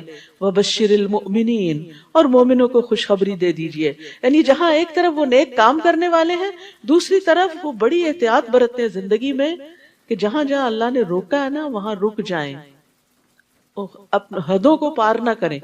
جن چیزوں کو اللہ نے حرام قرار دیا ہے ان کو اپنی زندگی میں حرام کر لیں، چاہے وہ اقوال میں سے ہوں، چاہے وہ افعال میں سے ہوں، چاہے معقولات اور مشروبات میں سے، یا یعنی کہ یعنی ہسبینڈ وائف کے ریلیشن شپ میں سے، یعنی ہر معاملے میں ہمیں حدود بتا دی گئی ہیں کسی بھی کام کی، کہ کہاں تک جائز ہے، کہاں سے ناجائز شروع ہو جاتا ہے، حتیٰ کہ شک میں پڑنے والی چیزوں سے بھی پرہیز کرنا چاہیے۔ تو ایسے لوگ ہوتے ہیں جنہوں نے اپنی جان اور مال کا سودا کر رکھا ہے، یہ ہیں جنہوں نے اپنا آپ بیچ رکھا ہے۔ تو ہم بکے ہوئے لوگ ہیں، ہمیں اپنے آپ کو شیطان کے ہاتھوں نہیں بیچنا، اپنی خواہشات کے ہاتھوں نہیں بیچنا، اللہ کو بیچنا ہے تاکہ بدلے میں جنت مل سکے۔ اور ویسے بھی ہم پیدا بھی ہمیں اللہ نے کیا، جو کچھ مال جان ہے وہ بھی اللہ کا، علم ہے تو وہ بھی، نیکی کی کوئی توفیق اور قدرت ہے تو وہ بھی اللہ ہی کی دی ہوئی ہے۔ تو کوئی بڑی بات تھوڑی ہے کہ جس نے سب کچھ دیا واپس اسی کو دے کے اس سے انعام لے رہے ہیں۔ کتنا بڑا فضل اور کتنی بڑی رحمت۔ نبی اور ایمان والوں کے لیے یہ مناسب نہیں کہ وہ مشرکوں کے لیے بخشش طلب کریں، خواہ وہ ان کے قریبی رشتہ دار ہی کیوں نہ ہوں، جبکہ ان پر یہ بات واضح ہو چکی ہے کہ مشرکین دوزخ والے ہیں۔ تو یاد رکھیے، ایمان کی تکمیل کے لیے اللہ کی رضا کو مقدم رکھنا ضروری ہے۔ اور ابراہیم علیہ السلام نے جو اپنے باپ کے لیے بخشش کی دعا کی تھی، آزر کے لیے جو مشرک تھا، تو وہ صرف اس لیے تھی کہ انہوں نے اپنے باپ سے اس بات کا وعدہ کیا ہوا تھا۔ پھر جب ان پر واضح ہو گیا کہ وہ اللہ کا دشمن ہے تو وہ اس سے بیزار ہو گئے، اپنے والد سے شرک کی وجہ سے۔ بلا شبہ ابراہیم بڑے نرم دل، بلا شبہ ابراہیم علیہ السلام بڑے نرم دل اور بردبار انسان تھے۔ اللہ تعالیٰ نے ان کی خوبیاں بیان کی ہیں، ہم دیکھیں کہ کیا ہم بھی ان کے نقش قدم پر ہیں یا نہیں۔ اللہ تعالیٰ کسی قوم کو ہدایت دینے کے بعد گمراہ نہیں کیا کرتا، حتیٰ کہ ان پر یہ واضح نہ کر دے کہ انہیں کن کن باتوں سے بچنا چاہیے۔ اللہ تعالیٰ یقیناً ہر چیز کو جاننے والا ہے۔ آسمانوں اور زمین کی حکومت اللہ ہی کے لیے ہے، وہی زندہ کرتا ہے، وہی مارتا ہے، اور اللہ کے سوا تمہارا کوئی سرپرست اور مددگار نہیں۔ اللہ تعالیٰ نے نبی، مہاجرین اور انصار پر مہربانی کی جنہوں نے بڑی تنگی کے وقت نبی کا ساتھ دیا تھا۔ یاد رکھیے، عام حالات میں، امن میں، سکون میں، وسائل کے ہوتے ہوئے کسی خیر کے کام میں کسی کا ساتھ دینا تو پھر آسان ہوتا ہے، لیکن جب ہر وقت ہر طرف سے تنگی اور آزمائش ہو، جیسے غزوہ تبوک کے موقع پر اس کی طرف اشارہ ہے، اور اس وقت کسی کا ساتھ، نیکی کے کام میں کسی کا ساتھ دینا کہ جب آپ خود بھی ہینڈ ٹو ماؤتھ ہو، جب آپ کے اپنے بھی کام ہو، ایک ہوتا ہے آپ کے پاس فارغ وقت ہے پھر آپ کسی کی خدمت کرنے چل پڑیں، اور ایک یہ کہ آپ کے بھی اپنے 100 کام ہیں اور آپ ان کو چھوڑ کر پھر اللہ کی خاطر نکلتے ہیں اور دوسرے کی مدد کرتے ہیں۔ ایک یہ ہے کہ آپ کے پاس بہت مال ہے اور اس میں سے تھوڑا سا دے دے، اور ایک یہ کہ آپ خود بھی ہینڈ ٹو ماؤتھ ہیں اور پھر آپ اس میں سے بھی نکال کے دوسرے کو دیتے ہیں۔ تو یہ اعلیٰ ترین درجہ ہوتا ہے اور یہ اللہ کے ہاں بکنا ہوتا ہے۔ تو اللہ سبحانہ وتعالیٰ ان پر مہربان ہوتا ہے جنہوں نے تنگی کے وقت نبی کا ساتھ دیا، اگرچہ اس وقت بعض لوگوں کے دل کجی کی طرف مائل ہو چکے تھے، نہیں وہ ہمت ہار رہے تھے۔ یاد رکھیے، مشکل وقت میں نا ہمت ٹوٹنے لگتی ہے، تو ایک دوسرے کی ہمت بڑھانی بھی چاہیے۔ پھر اللہ نے ان پر رحم فرمایا۔ یہ اللہ کی رحمت ہوتی ہے کہ ہماری ریلکٹنسی کے باوجود اللہ تعالیٰ ہمیں نیکی کے کام کی توفیق دے کے اسے کروا لیتا ہے۔ اس سراسر اللہ کا فضل ہوتا ہے، کیونکہ اللہ مسلمانوں پر بڑا مہربان اور رحم کرنے والا ہے۔ کتنا شکر ادا کرے انسان اللہ کا کہ جو کچھ کروا لیتا ہے اور کرنے کی توفیق دے دیتا ہے۔ آج ہم سب کا یہاں آ بیٹھنا، مجھے معلوم ہے آپ میں سے ایک ایک اپنے گھر اور بچوں اور جابز اور کس کس چیز میں کتنا مصروف ہے۔ ایک بہن مجھے ملی یہاں پر، وہ کہنے لگی میں نائٹ شفٹ کر کے آتی ہوں روزانہ، صرف 2 گھنٹے سو کر یہاں پہنچ جاتی ہوں قرآن کی محبت میں۔ ایسی مثالیں بھی موجود، کیسے کیسے چھپے ہوئے لوگ آپ کے اندر موجود ہیں کہ جو بڑی بڑی قربانیاں کر کے قرآن کی محبت میں یہاں پہنچتے ہیں۔ تو ہر ایک کا درجہ پھر اسی کے مطابق ہے، جتنی مشقت اتنا ہی بڑا اجر۔ پھر اللہ نے ان پہ رحم فرمایا۔ یہ اللہ کی رحمت ہوتی ہے، کیونکہ اللہ مسلمانوں پر بڑا رحم کرنے والا، بڑا مہربان ہے۔ یاد رکھیے، کچھ کاموں پر نفس مائل نہیں ہوتا، وہ نفس پہ بڑے گراں ہوتے ہیں۔ آگے طویل ترین روزے اور چھوٹی چھوٹی راتیں اور راتوں کا قیام، پھر ایک مشکل مرحلہ آ رہا ہے، تو یہ بھی اللہ کی توفیق سے ہی ہوگا۔ توفیق مانگتے رہیے، آسانی مانگتے رہیے، اور جب اللہ تعالیٰ کسی چیز کو آسان کر دیتا ہے تو آپ حیران ہو جاتے ہیں کہ یہ اللہ نے مجھ سے کروا لیا، میں تو اس قابل ہی نہیں ہوں۔ اور پھر یہ ہے کہ کچھ کام تو بڑے پسندیدہ ہوتے ہیں، ہماری مرضی کی شوق کی محبت ہے، ان کو کر کے ہمیں مزہ آتا ہے، لیکن کبھی کبھی کچھ کام زندگی میں نیکی کے ایسے بھی کرنے پڑ جاتے ہیں جو نفس میں بڑے گراں ہوتے ہیں، ان کو بھی کر لینا چاہیے، کیونکہ جو کام نفس کے خلاف کیا جاتا ہے اس میں اتنی ہی زیادہ برکت ہو جاتی ہے، وہ تھوڑا سا بھی ہو تو وہ بہت بڑا ہو جاتا ہے۔ پھر اسی طرح بعض اوقات سرکمسٹانسز ہمارے فیور میں نہیں ہوتے، گھر کا ماحول نہیں ہوتا، لوگ نہیں ہوتے، سواری نہیں ہوتی، بہت سی مشکلات ہوتی ہیں، اس کے باوجود انسان جب ڈٹرمنڈ ہوتا ہے نہیں یہ کرنا ہے اور اللہ سے دعائیں مانگتا ہے اور اللہ سے وسعت مانگتا ہے، سہولت اللہ تعالیٰ دیتے ہیں۔ تجربہ کر کے دیکھ لیجئے، اللہ کو صرف آپ کی نیت، آپ کا ارادہ اور آپ کے دل کی حالت چاہیے کہ یہ اندر سے کیا چاہتے ہیں، کیونکہ مشکل پتہ کیا ہے، باہر نہیں ہے، ہمارے اندر زیادہ ہے، ہم ہمت توڑ کے بیٹھ جاتے ہیں۔ جب کسی نیکی کے لیے ایک برننگ ڈیزائر ہوتی ہے تو ساری زنجیریں کٹ جاتی ہیں اور انسان اپنی آخری منزل تک پہنچ جاتا ہے۔ تو اللہ تعالیٰ انسان کو مسلسل ایسی آزمائشوں کے ساتھ آزماتا ہے جن کو وہ ناپسند کرتا ہے، اور پھر اللہ تعالیٰ اس کو اس مرتبے تک پہنچا دیتے۔ بعض اوقات ایک بندے کے لیے اللہ نے اعلیٰ مرتبہ رکھا ہوتا ہے لیکن وہ اعمال میں بڑا سستا ہوتا ہے، تو اللہ تعالیٰ اس کو کسی امتحان میں ڈال دیتے ہیں اور اس آزمائش میں ڈال کر اس کو وہیں پہنچاتے ہیں، یہ بھی اللہ کا فضل ہوتا ہے۔ لیکن ہم جب مشکل آتی ہے تو ہم کہتے ہیں شاید اللہ ہم سے ناراض ہے، یہ شیطان کا وسوسہ ہوتا ہے۔ تو اس لیے ہر حال میں الحامدون، اور قیامت کے دن بلند مرتبہ والے ہوں گے حمادون، جو ہر حال میں اللہ کی تعریف کرتے ہیں اور اللہ سے مدد مانگتے رہتے ہیں۔ وَعَلَى الثَّلَاثَةِ الَّذِينَ خُلِّفُوا، اور ان 3 آدمیوں پر بھی مہربانی کی اللہ نے جن کا معاملہ ملتوی رکھا گیا تھا۔ منافقین نے آ کے جھوٹی قسمیں کھائیں، کچھ اور لوگوں کا معاملہ بھی نبٹ گیا۔ اب 3 لوگ ایسے مدینہ میں رہ گئے کہ جنہوں نے بس صرف سستی کے مارے اچھا کل نکلتے ہیں پرسوں نکلتے ہیں، اور پھر فوج بہت آگے نکل گئی اور وہ پیچھے کے پیچھے ہی رہ گئے، اور پیچھے رہ کر بھی ان کو بڑی تکلیف ہوتی تھی۔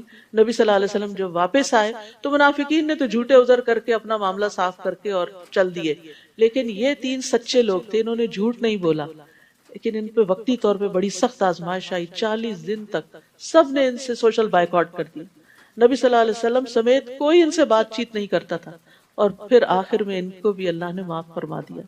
تو کبھی ایسا بھی ہوتا ہے کہ ہماری غفلت اور کوتاہی ہمیں کسی مصیبت میں مبتلا کر دیتی ہے، تو وہ بھی گناہوں کو دھونے کا ذریعہ ہوتی ہے۔ اور ان 3 آدمیوں پر بھی مہربانی کی جن کا معاملہ ملتوی رکھا گیا تھا، حتیٰ کہ زمین اپنی فراخی کے باوجود ان پہ تنگ ہو گئی، کیونکہ کوئی ان سے بات نہیں کرتا تھا، اور ان کی اپنی جانیں بھی تنگ ہو گئی، وہ اپنے آپ سے بھی بیزار ہو گئے، کیونکہ سوشل انٹریکشن انسان کی بنیادی ضرورت ہوتی، اس کو صبح اٹھتے ہی کسی سے بات چیت کرنے کی ضرورت ہے۔ آپ سوچئے 40 دن آپ کوئی بات نہ کریں اور کوئی آپ کے سلام کا جواب بھی نہ دے تو کتنا مشکل وقت ہوگا۔ یعنی آپ دیکھیں ہمیں تھکاوٹ ہوتی ہے، تنگی ہوتی ہے، تکلیف ہوتی ہے، خوشی ہوتی ہے، ہم ہر چیز ایکسپریس کرتے ہیں، اپنے پیاروں کو بتاتے ہیں آج یہ ہو گیا، آج وہ، اس سے کر کے ہمارا کتھارسس ہو جاتا ہے۔ لیکن جب کوئی سننے والا ہی نہ ہو تو غم کے پہاڑ ٹوٹ پڑے ان پر، اور انہیں یقین تھا کہ اللہ کے سوا ان کے لیے کوئی جائے پناہ نہیں، اگر جھوٹ بولیں گے تو کوئی اور انہیں پناہ نہیں دے گا، سچ میں ہی فائدہ ہے اگرچہ وقتی طور پر مشکل ہے۔ پھر اللہ نے ان پر مہربانی کی تاکہ وہ توبہ کریں، اللہ تعالیٰ یقیناً توبہ قبول کرنے والا، رحم کرنے والا ہے۔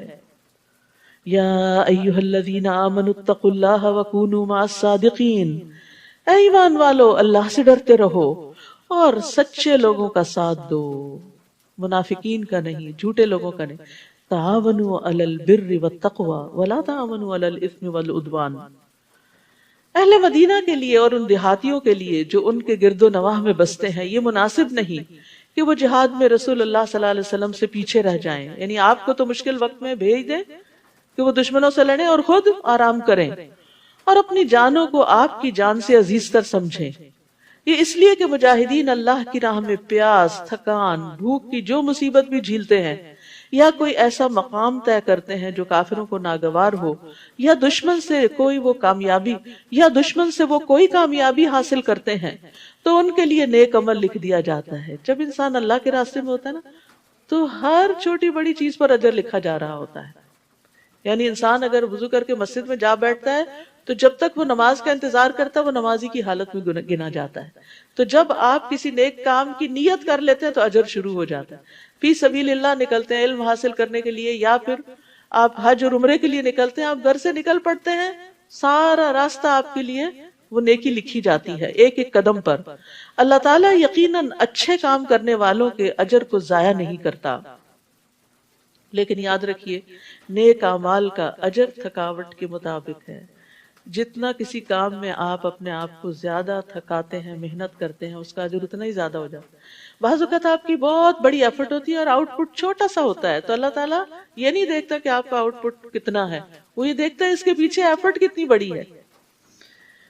اسی طرح ایسے لوگ جب ریٹائر بھی ہوتے ہیں تو ان کو پینشن ملتی رہتی ہے، یعنی اگر وہ بیمار ہو جائیں یا سفر پر ہوں تو بھی ان کے نامہ اعمال میں وہ سارے اعمال ویسے ہی لکھ دیے جاتے ہیں جو وہ صحت کی حالت میں مستقل طور پر کرتے رہے ہوں.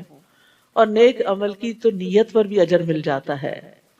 نبی صلی اللہ علیہ وسلم نے فرمایا جو اپنے بستر پر آئے اور اس کی نیت یہ ہو کہ رات کو اٹھ کر نماز پڑھوں گا، تہجد پڑھوں گا، پھر اس پہ نیند کا ایسا غلبہ ہوا کہ سوتے سوتے صبح ہو گئی، تو اس کو جس عمل کی یعنی تہجد کی اس نیت نے سلا دیا اس کا بھی ثواب ملے گا. وہ نیند بھی اس کے لیے ثواب کا باعث بن گئی. تہجد لکھے گئے اور اس کی نیند اس کے رب کی جانب سے اس پر صدقہ ہے، یعنی اللہ تعالیٰ اس پر بھی راضی ہے اور اس کو ایک طرح سے سکون دے دیا. ضرورت ہوگی انسان کی، بعض اوقات ایسا ہوتا ہے نا انسان بہت تھکا ہوتا ہے، اس کے باوجود اس کا شوق ہوتا ہے کہ میں کچھ کر لوں، لیکن عین کام کرتے وقت آپ کو اونگ آ جاتی. آپ بڑے شوق سے مسجد آتے ہیں خطبہ سنتے سنتے بیچ میں غائب ہو جاتے ہیں، تو وہ وقت بھی ثواب کا لکھا جاتا ہے کیونکہ آپ کی نیت کاؤنٹ ہو رہی ہے. وَلَا يُنْفِقُونَ نَفَقَةً صَغِيرَةً وَلَا كَبِيرَةً، نیز یہ مجاہدین جو بھی تھوڑا یا زیادہ خرچ کرتے ہیں یا کوئی وعدی طے کرتے ہیں تو یہ چیزیں ان کے حق میں لکھ دی جاتی تاکہ اللہ انہیں ان کے اعمال کا بہتر صلہ عطا کرے جو وہ کرتے رہے. یعنی چھوٹی بڑی ہر نیکی ان کی قبول ہو جاتی ہے. وَمَا كَانَ الْمُؤْمِنُونَ لِيَنْفِرُوا كَافَّةً، مومنوں کے لیے یہ ممکن نہیں کہ وہ سب کے سب ہی نکل کھڑے ہوں. غزوہ تبوک میں تو سب کو نکلنے کا حکم تھا نا، کیونکہ بہت مشکل وقت تھا، لیکن یہ حکم ہمیشہ کے لیے باقی نہیں رہا کہ میدان جنگ میں سب کو نہیں نکلنا. پھر ایسا کیوں نہ ہوا؟ پھر اور کیا کرنا ہے اگر فی سبیل اللہ، صرف جہاد فی سبیل اللہ قتال ہی نہیں، کچھ اور کیا ہے؟ پھر علم کا راستہ فی سبیل اللہ ہے. پھر ایسا کیوں نہ ہوا کہ ہر فرقے میں سے، یعنی ہر خاندان، ہر برادری، ہر علاقے، ہر شہر، گاؤں، قصبے میں سے کچھ لوگ دین میں سمجھ پیدا کرنے کے لیے نکلتے ہیں.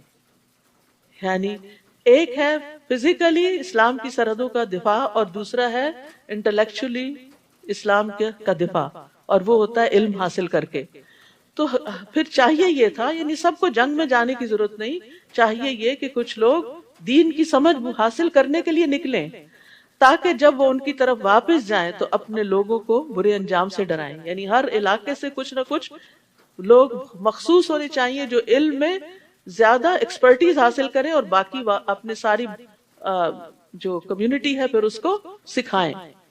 اس طرح شاید وہ برے کاموں سے بچتے رہیں، کیونکہ ہر سوسائٹی کے اندر علماء ہونے چاہیے تاکہ وہ لوگوں کو امر بالمعروف اور نہی عن المنکر کرتے رہیں.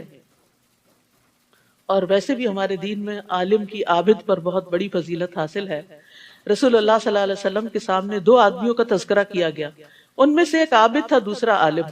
تو آپ نے فرمایا عالم کی عابد پر اس طرح فضیلت ہے جیسے میری تمہارے ادنا ترین آدمی پر.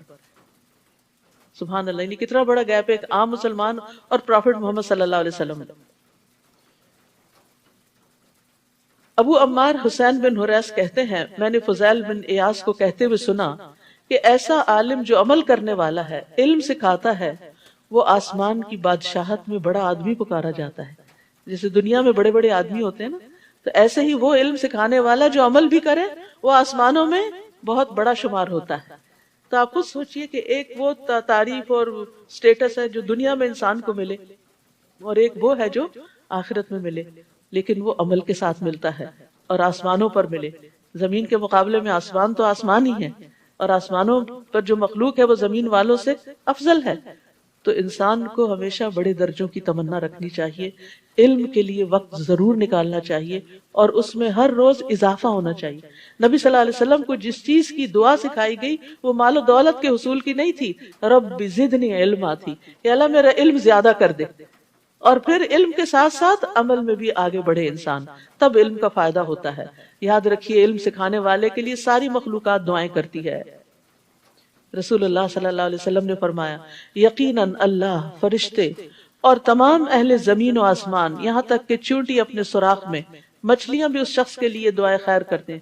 اللہ کی رحمت نازل ہوتی ہے جو لوگوں کو بھلائی کی باتیں سکھاتا ہے۔ تو اس لیے ہر شخص کا یہ فرض ہے کہ جو خیر کی بات اس کو پتا ہو وہ آگے ضرور شیئر کرے۔ جیسے ہمیں دنیا بھر کی خبریں پتا ہوتی ہیں نا، اور خاندان کی خبریں کچھ خواتین بزرگ کو پتا ہوتی ہیں کون کیا کر رہا ہے، سارا دن فون لے کے ادھر ادھر کی خبریں معلوم کر کے پھر شیئر کرتے۔ تو اس سے بہتر ہے کہ علم حاصل کر کے پھر اپنے گھر والوں کے ساتھ شیئر کیا جائے۔ بلغوا انی ولو آیا، مجھ سے آگے پہنچاؤ، خواہ ایک آیت ہی کیوں نہیں۔ ضروری نہیں کہ 2 گھنٹے کا لیکچر ہو، ایک بات بھی اچھی جو آپ کسی سے شیئر کر لیں گے وہ آپ کے لیے خیر اور بھلائی کا باعث بنے گی۔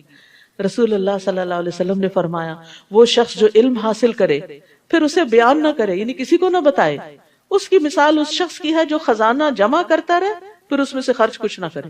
تو بخیل ہے انسان۔ پھر فرمایا یا ایھا الذین آمنو، اے ایمان والو، یا ایھا الذین آمنو، اے ایمان والو، ان کافروں سے جنگ کرو جن کا علاقہ تمہارے ساتھ ملتا ہے، اور ان کے ساتھ تمہیں سختی سے پیش آنا چاہیے، یعنی مدینہ میں رہنے والے قریب ترین علاقوں کی طرف جائیں، اور یہ جان لو کہ اللہ پرہیزگاروں کے ساتھ ہے۔ اور جب کوئی نئی صورت نازل ہوتی ہے تو منافقوں میں 6 لوگ ایسے ہیں جو مسلمانوں سے کہتے ہیں کچھ لوگ ایسے ہیں جو مسلمانوں سے کہتے ہیں کہ اس صورت نے تم میں سے کس کے ایمان میں اضافہ کیا؟ تو اس کا جواب یہ ہے کہ جو لوگ ایمان لائے ہیں اس صورت نے فی الواقع ان کے ایمان میں اضافہ کیا ہے، اور وہی اس صورت کے نازل ہونے پر خوش ہوتے ہیں۔ یاد رکھیے قرآن کے نزول سے، قرآن پڑھ کر مومن کا ایمان بڑھتا ہے، منافق کا نفاق بڑھتا ہے۔ تو ہمیں سوچنا چاہیے کہ پھر ہم کس صف میں شامل ہیں۔ یعنی منافقین ایک دوسرے سے کہتے ہیں کس کا ایمان بڑا ہے، اور دوسرے ہنسی مذاق میں ٹالتے ہیں، یعنی قرآن کو اس کے مرتبے سے گراتے ہیں۔ لیکن ایمان والوں کے پاس جب قرآن کی کوئی بات پہنچتی ہے تو ان کا ایمان اور بڑھ جاتا ہے، اور قرآن سے ایمان میں اضافہ ہوتا ہے۔ 3 باتیں جس میں ہو اللہ اس کے دل کو ایمان سے بھر دیتا ہے: عالم کی صحبت، قرآن کی تلاوت، اور روزے رکھنا۔ وَأَمَّا الَّذِينَ فِي قُلُوبِهِم مَرَضٌ، رہے وہ لوگ جن کے دلوں میں نفاق کی بیماری ہے، تو اس صورت نے ان کی پہلی ناپاکی پر مزید ناپاکی کا اضافہ کر دیا، اور وہ مرتے دم تک کافر کے کافر ہی رہے۔ یعنی منافقین کو قرآن نے کچھ فائدہ نہ دیا، ان کی خرابیاں اور زیادہ ہوتی رہی۔ تو قرآن کا دل پر اثر نہ ہونا دل کے بیمار ہونے کی علامت ہے۔ کیا وہ یہ نہیں دیکھتے؟ کیا وہ یہ نہیں دیکھتے کہ انہیں ہر سال 1 بار یا 2 بار کوئی نہ کوئی مصیبت پیش آ جاتی ہے؟ یعنی اللہ تعالیٰ ان پہ آزمائشیں بھیجتے کہ شاید ہوش میں آ جائیں، پھر بھی یہ لوگ نہ توبہ کرتے ہیں اور نہ نصیحت قبول کرتے ہیں۔ اور جب کوئی صورت نازل ہوتی ہے تو یہ منافق آنکھوں ہی آنکھوں میں ایک دوسرے کی طرف اشارہ کر کے پوچھتے ہیں کیا تمہیں کوئی مسلمان تو نہیں دیکھ رہا؟ پھر وہاں سے واپس چلے جاتے ہیں۔ یعنی جب آنکھ اوجل ہوتی ہے تو چپکے سے مجلس سے نکل جاتے ہیں۔ اللہ نے ان کے دلوں کو راہ حق سے پھیر دیا، کیونکہ یہ لوگ ہیں ہی ایسے جو کچھ بھی نہیں سمجھتے، مجلس میں ہو تب بھی نہیں سمجھتے، نہ آئیں تو تب بھی ان کو ہوش نہیں، اپنی غلطی کا احساس نہیں۔ لَقَدْ جَاءَكُمْ رَسُولٌ مِّنْ أَنفُسِكُمْ، لوگوں تمہارے پاس تمہیں میں سے ایک رسول آیا ہے، انسانوں میں سے ہی ہے۔ اے اہل عرب تمہیں میں سے ہے، رسول عربی ہے۔ اگر تمہیں کوئی تکلیف پہنچے تو اسے گراں گزرتی ہے۔ سبحان اللہ، ایک لیڈر کے اندر یہ کوالٹی بہت زیادہ ہونی چاہیے کہ ساتھیوں میں سے کسی کو کوئی تکلیف ہو تو اس کو بھی تکلیف پہنچے۔ وہ تمہاری فلاح کا حریص ہے، یعنی اس کے اندر ایک شدید تڑپ ہے کہ سب لوگ ہدایت پا جائیں۔ مومنوں پر نہایت مہربان اور رحم کرنے والا ہے۔ نبی صلی اللہ علیہ وسلم کی یہ حرص تھی کہ سب لوگ آگ سے بچ جائیں۔ فرمایا میری مثال اور لوگوں کی مثال اس شخص کی طرح ہے جس نے آگ روشن کی، جب اس کے چاروں طرف روشنی پھیل گئی تو پروانے اور کیڑے مکوڑے جو آگ پر گرتے ہیں اس میں گرنے لگے۔ وہ آدمی ان کو آگ سے دور کرتا ہے لیکن وہ اس کے قابو میں نہیں آتے بلکہ آگ میں گرتے رہتے ہیں۔ اسی طرح میں تمہاری کمروں سے پکڑ کر تمہیں آگ سے دور کرتا ہوں اور تم ہو کہ اس میں گرتے جا رہے ہیں۔ آپ صلی اللہ علیہ وسلم نے امت کی خاطر اپنے آرام کو ترک کر دیا تھا، آپ ان کی تکلیف کا خیال رکھتے تھے۔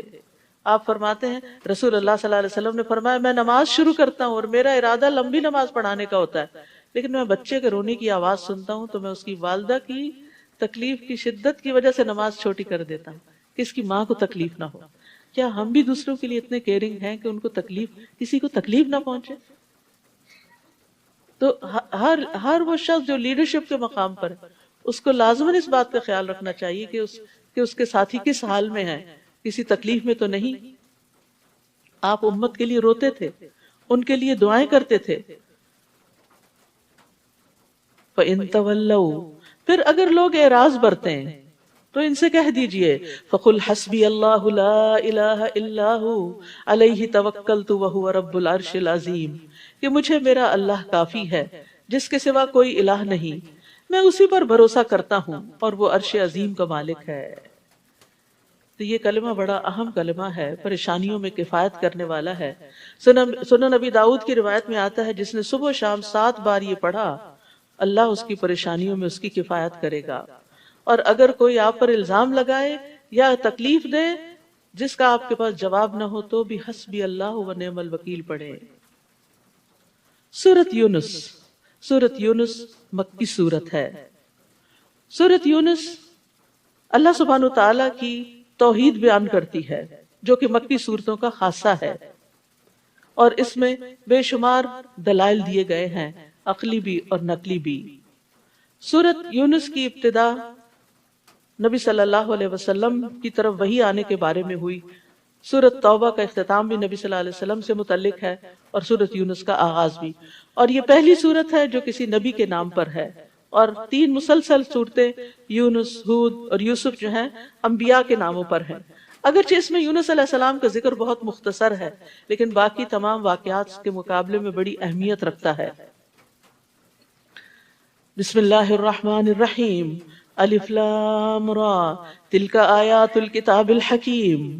الف لام را یہ حکمت والی کتاب کی آیات ہیں۔ کیا لوگوں کو اس بات پر تعجب ہوتا ہے کہ انہی میں سے ایک آدمی پر ہم نے وحی کی کہ وہ لوگوں کو ڈرائے اور ایمان لانے والوں کو یہ خوشخبری دے کہ ان کے رب کے ہاں ان کے لیے حقیقی عزت اور مرتبہ ہے۔ سبحان اللہ، یہ خوشخبری ہے ایمان والوں کو کہ ان کا مرتبہ اور مقام ان کے رب کے پاس عزت والا ہے۔ اس دعوت پر کافروں نے کہہ دیا یہ تو صاف جادوگر ہے۔ ان ربکم اللہ الذی خلق السماوات والارض، اب رب کی پہچان کرائی جا رہی ہے کہ کون ہے رب، کس کو ماننا ہے، کس کو پوجنا ہے۔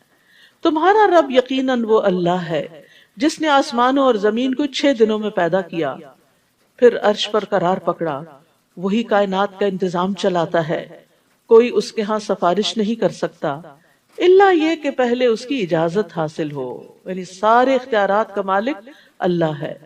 ان صفات کا مالک ہے تمہارا رب، ان صفات کا مالک ہے تمہارا رب، لہٰذا اسی کی عبادت کرو۔ کیا تم غور نہیں کرتے کہ ساری کائنات اسی کی اطاعت میں ہے، اسی کے چلانے سے چل رہی ہے، تو تمہیں بھی اسی کی طرف اپنا رخ کرنا چاہیے۔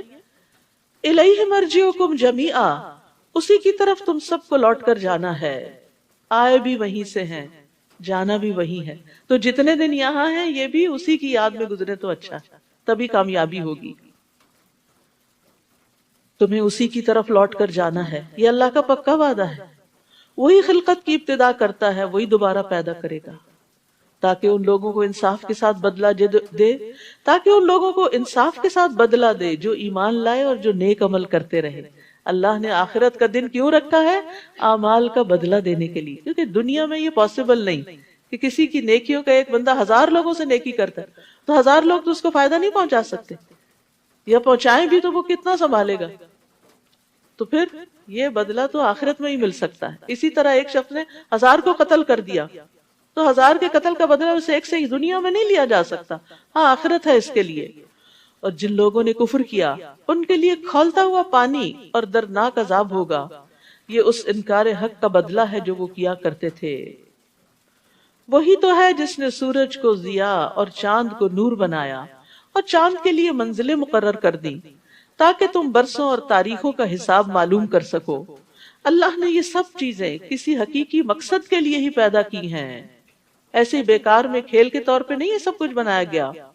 یہ اللہ کی قدرت کی نشانیاں ہیں، انسان کو فائدہ پہنچانے کے لیے ہیں. وہ اپنی نشانیاں ان لوگوں کو تفصیل سے بیان کرتا ہے جو علم رکھتے ہیں. علم والے ہی ان نشانیوں کی تفصیلات اور ڈیٹیل جانتے ہیں، چاہے وہ دین کا علم ہو یا دنیا کا علم جو ایمان کے ساتھ ہو. ایمان کے بغیر ان چیزوں کی تفصیلات انسان کو کسی نتیجے تک نہیں پہنچاتی، اور پھر وہ ان چیزوں کا صحیح حق بھی ادا نہیں کرتا. پھر فرمایا ان فی اختلاف اللیل والنہار، یقیناً رات اور دن کے عدل بدل کے آنے میں، ان چیزوں میں جو اللہ نے آسمانوں اور زمین میں پیدا کی ہیں، ان لوگوں کے لیے بے شمار نشانیاں ہیں جو تقوی اختیار کرتے ہیں. ان الذین لا یرجون لقاءنا ورضوا بالحیاة الدنیا واطمأنوا بها والذین هم عن آیاتنا غافلون.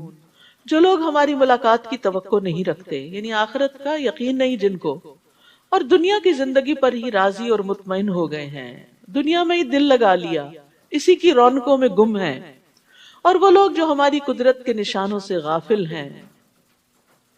حسن کہتے ہیں اللہ کی قسم، جب تک کافر اس دنیا پر راضی نہیں ہوئے تھے انہوں نے دنیا کو نہ ہی مزین کیا نہ اس کا رتبہ بلند کیا. جب دنیا پہ راضی ہو گئے تو انہوں نے اس کو خوبصورت بنانے میں لگ گئے اور اس کے معیار کو بلند کرنے میں لگ گئے. وہ اللہ کی کونی آیات سے بے خبر اور غافل ہیں، ان میں غور و فکر نہیں کرتے، اور اللہ کی شرعی آیات کا بھی انہیں علم نہیں کہ جن پر وہ عمل پیرا ہوں.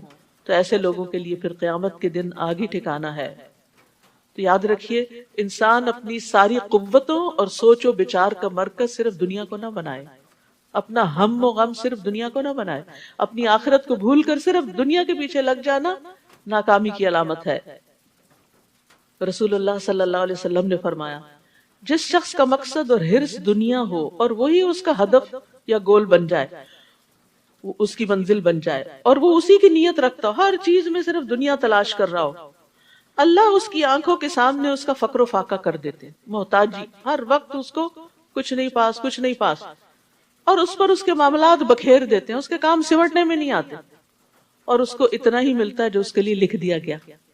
اور جس شخص کا مقصد اور حرص آخرت ہو اور وہی اس کا ہدف بن جائے اور وہ اسی کی نیت کرتا ہو، تو اللہ اس کے دل میں غنا ڈال دیتا ہے، اس کو راضی کر دیتا ہے، اس کے معاملات کو یکجا کر دیتا ہے، اور دنیا اس کے پاس ذلیل ہو کر آتی ہے.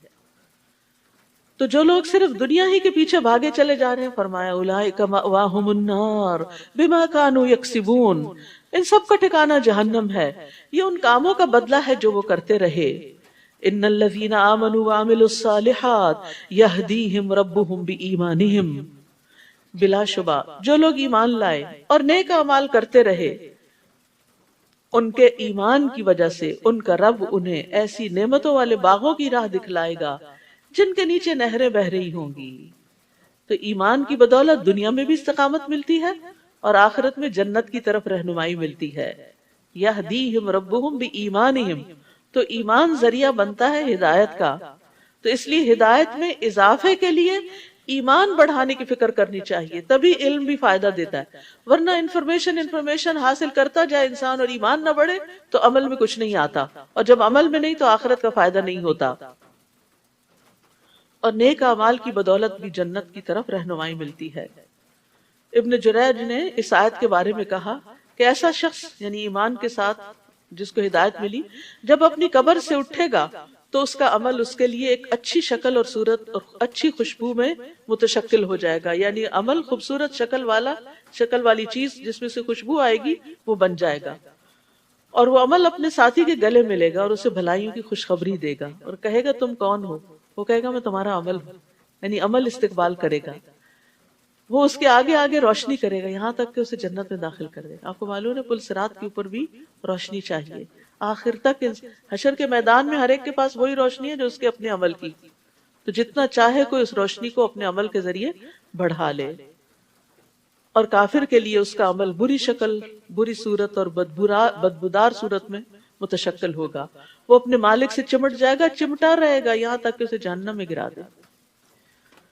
تو قبر میں جاتے ہی انسان کے نیک اعمال اس کے ساتھ ہوتے ہیں. رسول اللہ صلی اللہ علیہ وسلم نے فرمایا مومن کی مثال اور موت کی مثال اس شخص کی طرح ہے جس کے 3 دوست ہوں، ان میں سے ایک مال ہو، وہ کہے کہ اپنی چاہت کے مطابق لے لے، دوسرا کہے میں تیرے ساتھ ہوں، جب تو مر جائے گا تو الگ ہو جاؤں گا، تیسرا کہے میں تیرے ساتھ ہوں، ساتھ ہی جاؤں گا، ساتھ ہی نکلوں گا۔ پہلا دوست مال ہے جو صرف دنیا تک کام آتا ہے، دوسرا اولاد جو قبر تک ساتھ جاتی ہے، اور تیسرا عمل جو قبر میں ساتھ رہتا ہے، اترتا ہے اور پھر آخرت میں بھی ساتھ اٹھے گا۔ لیکن ہم مال اور اولاد کو زیادہ امپورٹنس دیتے ہیں اور عمل کی طرف سے کوتاہی کر جاتے ہیں۔ نیک اعمال روشن چہرے کی صورت میں قبر کی تنہائی دور کریں گے۔ روایت میں آتا ہے اس کے پاس ایک ایسا آدمی آتا ہے، یعنی نیک اعمال کی شکل میں، جس کا چہرہ انتہائی خوبصورت، کپڑے انتہائی خوبصورت، اور اس سے بڑی اچھی خوشبو آتی ہے۔ وہ کہتا ہے تو خوشخبری پا اس چیز کی جو تجھے خوش کر دے، یعنی اللہ کی رضا کی، جنت کی۔ یہ تیرا وہ دن ہے جس کا تجھ سے وعدہ کیا جاتا تھا۔ تو وہ فوت شدہ آدمی اس سے کہتا ہے بشرک اللہ بخیر، اللہ تجھے بھی خیر کی بشارت دے، تو کون ہے؟ تیرا چہرہ کیا ہی مبارک ہے جو خیر لایا ہے۔ وہ کہتا ہے میں تیرا نیک عمل ہوں، اللہ کی قسم جو کچھ میں جانتا ہوں وہ یہ کہ تو اللہ کی اطاعت میں بڑی جلدی کرتا تھا اور اللہ کی نافرمانی میں سست تھا، فجزاک اللہ خیرا۔ یاد رکھیے نیک عمل آج ہمیں بھاری لگتے ہیں، قرآن کی مجلس میں حاضر ہونا، سیکھنا، نیکی کے کام، پھر اس میں سے جو عمل کے نقطے آئے ان پر عمل کرنا، یہ نفس میں بھاری ہوتے ہیں، مصروفیات میں ڈیزالو ہو جاتے ہیں، پھر یاد نہیں رہتا۔ لیکن یہی تو کام آنے والا ہے، اس کی فکر کرنے کی ضرورت ہے۔ نمازیں ہم بس دنیا میں مشغول، نمازوں میں جلدی سے جھٹ سے 4 سجدے کر کے آگے، جیسے بوجھ اتارا پھینکا آئے، حالانکہ اس نے ساتھ جانا ہے، یہ کام یہی دھرے کے دھرے رہ جائیں گے۔ دعواہم فیہا سبحانک اللہم وتحیتہم فیہا سلام وآخر دعواہم ان الحمد للہ رب العالمین۔ وہاں ان کی پکار یہ ہوگی اے اللہ تو پاک ہے، اور ان کی آپس میں دعا ہوگی تم پر سلامتی ہو، اور ان کا خاتمہ کلام یہ ہوگا کہ سب کی سب تعریف اللہ کے لیے ہے جو تمام جہانوں کا رب ہے۔ اور اگر اللہ بھی لوگوں کو برائی پہنچانے میں ایسی ہی جلدی کرتا ہے جیسے وہ بھلائی کو جلد از جلد چاہتے ہیں، تو اب تک ان کی مدت پوری ہو چکی ہوتی، مگر اللہ کا یہ دستور نہیں۔ لہٰذا جو لوگ ہم سے ملنے کی توقع نہیں رکھتے انہیں ہم ان کی سرکشی میں بھٹکنے کے لیے کھلا چھوڑ دیتے ہیں۔ وَإِذَا مَسَّ الْإِنسَانَ الضُّرُّ دَعَانَا لِجَنبِهِ أَوْ قَاعِدًا أَوْ قَائِمًا۔ اور جب انسان کو کوئی تکلیف پہنچتی، بیماری ہو، کوئی مالی مسئلہ ہو، اولاد کی طرف سے ہو، تو وہ ہمیں اپنے پہلو پر لیٹے اور بیٹھے اور کھڑے ہر حال میں پکارتا ہے، پھر اللہ خوب یاد آتا ہے۔ پھر جب ہم اس سے وہ تکلیف دور کر دیتے ہیں تو وہ ایسے گزر جاتا ہے، اللہ کو یوں بھول جاتا ہے جیسے اس نے تکلیف کے وقت اس نے ہمیں پکارا ہی نہ تھا۔ یہ بڑا بے وفائی والا معاملہ ہوتا ہے، مطلبی معاملہ ہے کہ اللہ کو صرف اس وقت یاد کیا جائے جب کوئی پریشانی ہو، اور جو پریشانی چلی جائے تو غفلت میں پڑ جائے انسان۔ نہیں، ہر حال میں، خوشحالی میں، تنگی میں، ہر حال میں اللہ کو یاد رکھنا ہے۔ ایسے حد سے بڑے ہوئے لوگوں کو وہی کام اچھے معلوم ہونے لگتے ہیں جو وہ کرتے ہیں۔ تو یہاں بنیادی طور پر خوشحالی میں دعائیں نہ مانگنے والوں کی مذمت کی جا رہی ہے۔ یاد رکھیے جو خوشحالی میں اللہ کو یاد رکھتا ہے، مشکل میں اللہ اس کو یاد رکھتا ہے۔ نبی صلی اللہ علیہ وسلم نے فرمایا تھا تم خوشحالی میں اسے یاد رکھو تو وہ تکلیف کے وقت تمہیں یاد رکھے گا۔ ہم تم سے پہلے کی بہت سی قوموں کو ہلاک کر چکے ہیں جبکہ انہوں نے ظلم کی روش اختیار کی۔ ان کے پاس ان کے رسول واضح دلائل لے کر آئے مگر وہ ایمان لانے والے نہ تھے۔ ہم مجرم لوگوں کو ایسے ہی سزا دیتے ہیں۔ پھر ان کے بعد ہم نے تمہیں زمین میں ان کا جانشین بنایا تاکہ ہم دیکھیں کہ تم کیسے عمل کرتے ہو۔ اور جب ان پر ہماری واضح آیات پڑھی جاتی ہیں جو ہم سے ملنے کی توقع نہیں رکھتے، یعنی آخرت کو نہیں مانتے، اللہ کی ملاقات کا کوئی یقین نہیں، تو کہتے ہیں اس قرآن کے سوا کوئی اور قرآن لاؤ۔ یہ باتیں بڑی مشکل، یا اس میں تبدیلی کر دو، یعنی قرآن کو اپنی خواہشات کے مطابق بدلنا چاہتے ہیں، اپنی عقل کے مطابق۔ سوچئے آپ کی عقل بڑی ہے اللہ کی؟ آپ ان سے کہیے مجھے یہ حق نہیں کہ میں اپنی طرف سے اس میں کوئی تبدیلی کروں، میں تو اسی کی پیروی کرتا ہوں جو میری طرف وحی کی جاتی ہے۔ اگر میں اپنے رب کی نافرمانی کروں تو میں بڑے دن کے عذاب سے ڈرتا ہوں کہ اس دن پکڑ ہو جائے گی۔ نیز آپ کہیے اگر اللہ چاہتا تو میں تمہارے سامنے یہ قرآن نہ پڑھتا اور نہ ہی اللہ تمہیں اس سے آگاہ کرتا۔ میں نے اس سے پہلے تمہارے درمیان اپنی عمر کا بڑا حصہ گزارا ہے، پھر بھی تم نہیں سوچتے۔ یعنی محمد صلی اللہ علیہ وسلم نے 40 سال تک کوئی قرآن نہیں سنایا تھا، اب اللہ کا حکم آیا ہے تو سنا رہے ہیں، تو آخر تم کیوں نہیں سمجھتے؟ پھر اس شخص سے بڑا ظالم کون ہوگا جو اللہ پہ جھوٹ باندھے یا اس کی آیتوں کو جھٹلائے؟ ایسے مجرم کبھی فلاح نہیں پاتے۔ یہ لوگ اللہ کو چھوڑ کر ایسی چیزوں کی پرستش کرتے ہیں، اہل مکہ کی طرف اشارہ ہے جو اس وقت بت پرستی میں مبتلا تھے، جو ان کا نہ کچھ بگاڑ سکے نہ فائدہ پہنچا سکے، جن کے ہاتھ میں کوئی نفع نقصان نہیں، اور کہتے ہیں یہ اللہ کے ہاں ہمارے سفارشی ہوں گے۔ آپ ان سے کہیے کیا تم اللہ کو ایسی بات کی خبر دیتے ہو جس کا وجود نہ کہیں آسمانوں میں اسے معلوم ہوتا ہے اور نہ زمین میں؟ وہ ایسی باتوں سے پاک اور بالا تر ہے جو شرک یہ کرتے ہیں۔ ابتدا میں لوگ ایک ہی امت تھے، پھر انہوں نے آپس میں اختلاف کیا، اور اگر تیرے رب کی طرف سے ایک بات پہلے سے طے شدہ نہ ہوتی تو جس بات میں وہ اختلاف کر رہے تھے ان کے درمیان اس کا فیصلہ ہو چکا ہوتا۔ نیز کہتے ہیں کہ اس پر اس کے رب کی طرف سے کوئی معجزہ کیوں نہیں اتارا گیا؟ آپ ان سے کہیے غیب کی امور تو اللہ کے اختیار میں ہیں، لہٰذا تم بھی انتظار کرو اور میں بھی تمہارے ساتھ انتظار کرتا ہوں۔ وَإِذَا أَذَقْنَا النَّاسَ رَحْمَةً مِّن بَعْدِ ضَرَّاءَ مَسَّتْهُمْ، اور جب کوئی تکلیف پہنچنے کے بعد ہم انہیں اپنی رحمت کا مزہ چکھاتے ہیں، یعنی مشکل وقت دور ہو جاتا ہے، تو پھر یہ ہماری نشانیوں کی مختلف توجیہات پیش کر کے اس میں چال بازیاں شروع کر دیتے ہیں۔ آپ ان سے کہیے کہ اللہ بہت جلد تمہاری چال بازیوں کا جواب دے گا۔ جو چالیں تم چل رہے ہو یقیناً ہمارے رسول یعنی فرشتے انہیں لکھتے جا رہے ہیں۔ یعنی انسان اللہ کے تعالیٰ کے ساتھ جیسا بھی معاملہ کرتا ہے، بے وفائی کا، خود غرضی کا، وہ سب کچھ لکھا جا رہا ہوتا ہے اور اللہ کو براہ راست بھی معلوم ہے۔ وہی تو ہے، پھر اللہ تعالیٰ کی پہچان کی بات ہے، اللہ کی الوہیت کے دلائل ہیں۔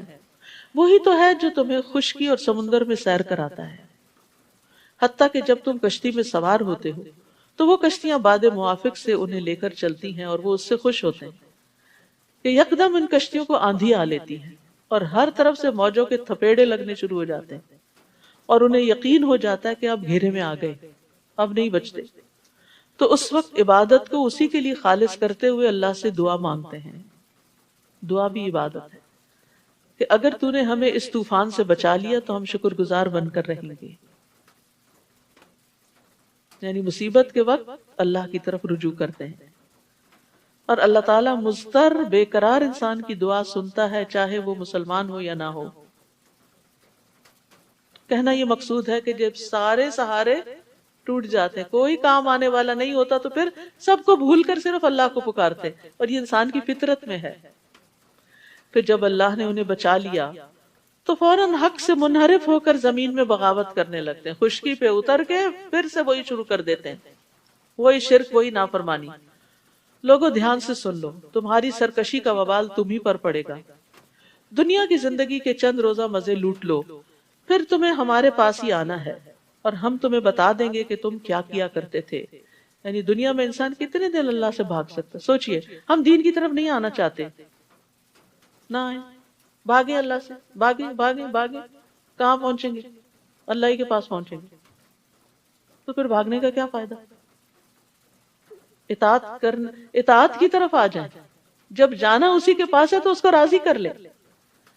انما مثل الحیات الدنیا کما، دنیا کی زندگی کی مثال تو ایسے ہے جیسے ہم نے آسمان سے پانی برسایا، آج صبح خوب دیکھا ہوگا آپ نے برستی بارش کو، جس سے زمین کی نباتات خوب گھنی ہو گئی، جس سے انسان بھی کھاتے ہیں اور چوپائے بھی، حتیٰ کہ زمین اپنی بہار پر آ گئی اور خوشنما معلوم ہونے لگی، ہر طرف سبزہ ہو گیا، اور کھیتی کے مالکوں کو یقین ہو گیا کہ وہ اس پیداوار سے فائدہ اٹھانے پہ قادر ہیں۔ تو یکا یک رات کو یا دن کو ہمارا عذاب آ پہنچا، تو ہم نے اس کو کٹی ہوئی کھیتی کی طرح بنا دیا، سب برباد ہو گیا۔ بعض اوقات آپ لگاتے ہیں نا اس سیزن میں پھول وول، تو ایک دن فراسٹ آ جاتی ہے اور سب کچھ ختم ہو جاتا ہے، جیسے کل وہاں کچھ تھا ہی نہیں۔ دنیا کی رونقیں تو اس طرح ختم ہو جاتی ہیں۔ اسی طرح ہم اپنی آیات ان لوگوں کے لیے تفصیل سے بیان کرتے ہیں جو کچھ غور و فکر کرتے ہیں۔ یاد رکھیے قیامت کے دن دنیا یوں لگے گی جیسے کوئی چیز ہی نہ تھی، انتہائی حقیر. گھر میں، اپنے آپ میں، اپنے اولاد میں جن جن چیزوں کو ہم بہت بڑا سمجھتے ہیں، جن سے بڑا خوش ہوتے ہیں، امپریس ہوتے ہیں، انسپائر ہوتے ہیں، ان سب چیزوں کے بارے میں سوچئے.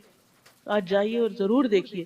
ہوتا ہے نا کہ کوئی پرفیوم آپ کو بڑا پسند ہے، کوئی جیولری آپ کو اپنی بڑی اچھی لگتی ہے، کوئی اپنا ڈریس آپ کو بڑا پسند ہوتا ہے، تو آپ اس کو نہ کسی کو دیتے ہیں، نہ سنبھال سنبھال کے رکھتے ہیں، تھوڑا تھوڑا یوز کرتے ہیں، ختم نہ ہو جائے.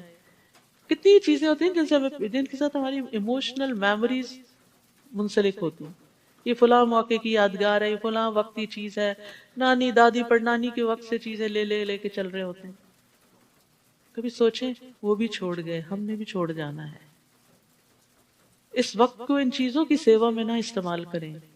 آگے کی سوچیں وہاں کیا کام آئے گا، وہاں کیا فائدہ دے گا، وہاں کے لیے جمع کریں ان کو.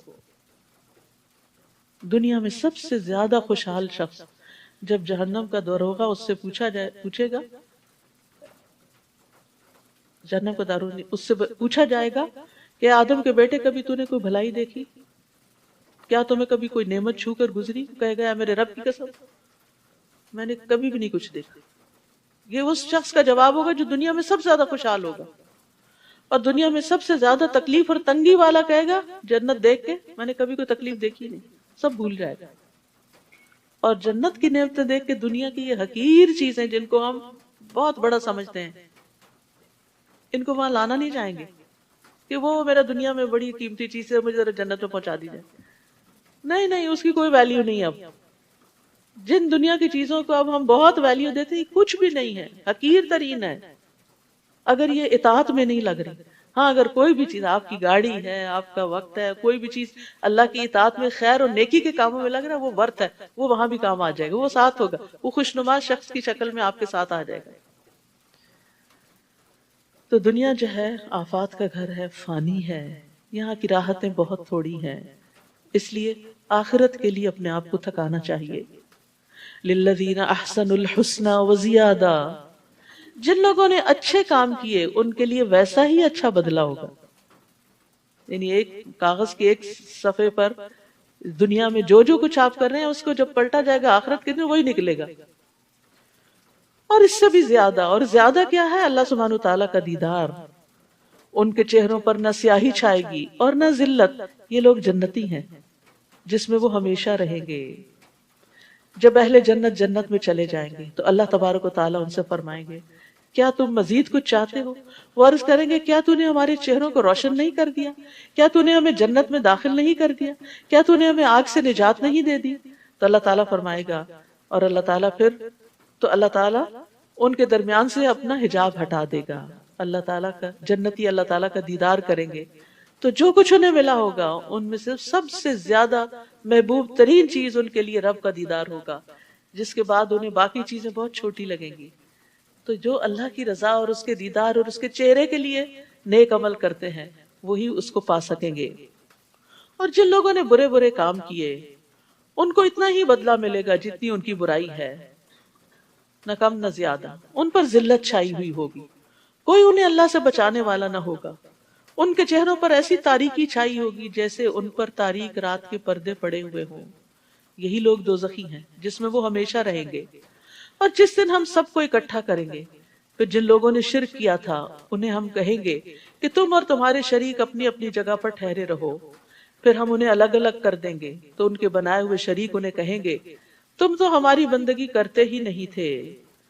یعنی قیامت کے دن سب بیزار ہو جائیں گے. بہت سے لوگ سورج کے پیچھے چلیں گے، کچھ چاند کے، کچھ بتوں کے، اور پھر ان کو بھی جب جہنم میں پھینکا جائے گا تو وہ ساتھ ہی چلیں گے. ہمارے اور تمہارے درمیان اللہ کی گواہی کافی ہے، اور اگر تم کرتے بھی تھے تو ہم تمہاری عبادت سے بالکل بے خبر تھے. معبود وہاں جا کے انکاری ہو جائیں گے. اس وقت ہر شخص اپنے اعمال کو جو اس نے آگے بھیجے ہوں گے جانچ لے گا، اور وہ سب اللہ کی طرف لوٹائے جائیں گے جو ان کا حقیقی مالک ہے. اور جو کچھ افتراء پردازیاں وہ کرتے رہے سب انہیں بھول جائیں گے. قُلْ مَن يَرْزُقُكُم مِّنَ السَّمَاءِ وَالْأَرْضِ، آپ ان سے پوچھیے آسمان اور زمین سے تمہیں رزق کون دیتا ہے. سوچے انسان پانی ہو، چارہ ہو، کھانا ہو، کہاں سے آتا ہے؟ اللہ پانی نہ برسائے تو پانی ختم ہو جائے آپ کا، برف نہ پڑے تو ذخیرے ختم ہو جائیں، زمین کچھ نہ اگائے تو کھانے کو کچھ نہ ملے. یا وہ کون ہے جو سماعت اور بینائی کی قوتوں کا مالک ہے؟ کون ہے جو مردہ سے زندہ کو اور زندہ سے مردہ کو نکالتا ہے؟ کون ہے جو کائنات کا نظام چلا رہا ہے؟ وہ فوراً بول اٹھیں گے کہ اللہ. پھر ان سے کہیے کہ تم اس سے ڈرتے کیوں نہیں جب سب کچھ کر وہ رہا ہے، خالق وہ ہے، رازق وہ ہے، مالک وہ ہے، تو اس کی عبادت کیوں نہیں کرتے، اس کے آگے کیوں نہیں جھکتے، اس سے ڈرتے کیوں نہیں؟ یہ ہے اللہ تمہارا حقیقی رب. پھر حق کے بعد سوائے گمراہی کے کیا باقی رہ جاتا ہے؟ پھر تم کدھر سے پھرائے جا رہے ہو؟ اس طرح آپ کے رب کی بات ان بد کرداروں پر صادق آ گئی کہ وہ کبھی ایمان نہ لائیں گے. آپ ان سے پوچھئے تمہارے شریکوں میں کوئی ایسا بھی ہے جو تخلیق کی ابتدا بھی کرتا ہو پھر اسے دوبارہ بھی پیدا کر سکے؟ آپ کہیے اللہ ہی خلقت کی ابتدا بھی کرتا ہے پھر دوبارہ بھی وہی پیدا کرے گا. پھر تم یہ کس الٹی راہ پہ چلائے جا رہے ہو؟ آپ ان سے پوچھئے تمہارے شریکوں میں کوئی ایسا بھی ہے جو حق کی طرف رہنمائی کر سکے؟ آپ کہیے اللہ ہی حق کی طرف رہنمائی کرتا ہے. بھلا وہ جو حق کی طرف رہنمائی کرے وہ اتباع کا زیادہ حقدار ہے یا وہ جو خود بھی راہ نہیں پا سکتا الا یہ کہ اسے راہ بتائی جائے؟ پھر تمہیں کیا ہو گیا ہے؟ یہ تم کیسے فیصلے کرتے ہو؟ حقیقت یہ ہے کہ ان میں سے اکثر لوگ قیاس اور گمان کے پیچھے چل رہے ہیں، ان کے پاس دلیل کوئی نہیں، حالانکہ گمان حق کے مقابلے میں کسی کام نہیں آتا. بلا شبہ اللہ خوب جانتا ہے جو کچھ یہ کر رہے ہیں، یعنی دنیا میں جو لوگ بھی اللہ کا حق کا انکار کرتے ہیں وہ صرف وہم و گمان کا شکار ہیں، ان کے اپنے کچھ خود ساختہ خیالات ہیں، کوئی ٹھوس دلیل نہیں ہے ان کے پاس. پھر فرمایا قرآن ایسی چیز نہیں جسے اللہ کے سوا کوئی اور بھیج سکے، بلکہ یہ تو قرآن ایسی چیز نہیں جسے اللہ کے سوا کوئی اور بنا سکے، بلکہ یہ تو اپنے سے پہلی کتابوں کی تصدیق کرتی ہے اور الکتاب کی تفصیل ہے، اس میں کوئی شک نہیں کہ رب العالمین کی طرف سے نازل شدہ ہے. یعنی اللہ تعالیٰ کی توحید کے دلائل کے بعد قرآن کی تصدیق کی بات کی جا رہی ہے تاکہ اگر ایمان لے آئے انسان تو ہدایت کا سامان بھی ہو، ورنہ خالی اللہ کو رب مان لینا کافی نہیں، اس کو جاننا بھی ضروری ہے کہ وہ رب ہے اور اس کی اطاعت ہے. کیا وہ یہ کہتے ہیں کہ اس نے قرآن خود بنا ڈالا؟ آپ ان سے کہیے اگر تم اس بات میں سچے ہو تو تم بھی ایسی ہی کوئی صورت بنا لاؤ اور اللہ کے سوا جس جس کو تم مدد کے لیے بلا سکو بلا لو. بلکہ انہوں نے اس چیز کو جھٹلا دیا جس کا وہ اپنے علم سے احاطہ نہ کر سکے، حالانکہ ابھی تک اس کا انجام سامنے ہی نہیں آیا. اسی طرح ان لوگوں نے بھی جھٹلا دیا جو ان سے پہلے تھے، پھر دیکھ لو ظالموں کا کیا انجام ہوا. اور ان میں سے تو کچھ ایسے ہیں جو اس قرآن پر ایمان لاتے ہیں، کچھ نہیں لاتے، اور آپ کا رب ان مفسدوں کو خوب جانتا ہے. اور اگر وہ آپ کو جھٹلا دیں تو ان سے کہیے کہ میرے لیے میرا عمل، تمہارے لیے تمہارا عمل. یعنی ایک دائی کو مطمئن ہونا چاہیے بتانے کے بعد اور اپنے عمل پہ پھر توجہ دینی چاہیے. تم اس سے بری ذمہ ہو جو میں کرتا ہوں اور میں اس سے بری ذمہ ہوں جو تم کر رہے ہو. وَمِنْهُمْ مَنْ يَسْتَمِعُونَ إِلَيْكَ، اور ان میں سے کچھ ایسے ہیں جو آپ کی باتیں سنتے ہیں، جو آپ کی باتیں سنتے تو ہیں مگر کیا آپ بہروں کو سنا سکتے ہیں خواہ وہ کچھ بھی سمجھ نہ سکتے ہوں. یعنی کان ہے، دل مردہ ہے، اندر کچھ نہیں جاتا. تو یاد رکھیے صرف سنتے جانا اور عمل کچھ نہ کرنا انسان کے لیے ہلاکت کا باعث ہے. نبی صلی اللہ علیہ وسلم نے ایک دفعہ منبر پہ فرمایا تم رحم کرو تم پہ رحم کیا جائے گا، معاف کر دو اللہ تمہیں معاف کر دے گا. ہلاکت ہے ان لوگوں کے لیے جو صرف باتیں سنتے ہی ہیں یعنی کرتے نہیں پھر اس پہ عمل. ہلاکت ہے ان لوگوں کے لیے جو اپنے گناہوں پر جانتے بوجھتے اصرار کرتے ہیں اور ڈٹے رہتے ہیں. اور کچھ ایسے ہیں جو آپ کی طرف دیکھتے ہیں، سنتے نہیں بس صرف دیکھ رہے ہوتے ہیں. تو کیا آپ اندھوں کو راہ دکھا سکتے ہیں خواہ وہ کچھ دیکھتے بھالتے نہ ہو؟ یاد رکھیے مومن اور کافر کی بصارت بصیرت میں فرق ہوتا ہے. تو انسان جب تک علم سے عمل کا فائدہ نہیں اٹھاتا تو صاحب بصیرت نہیں ہوتا.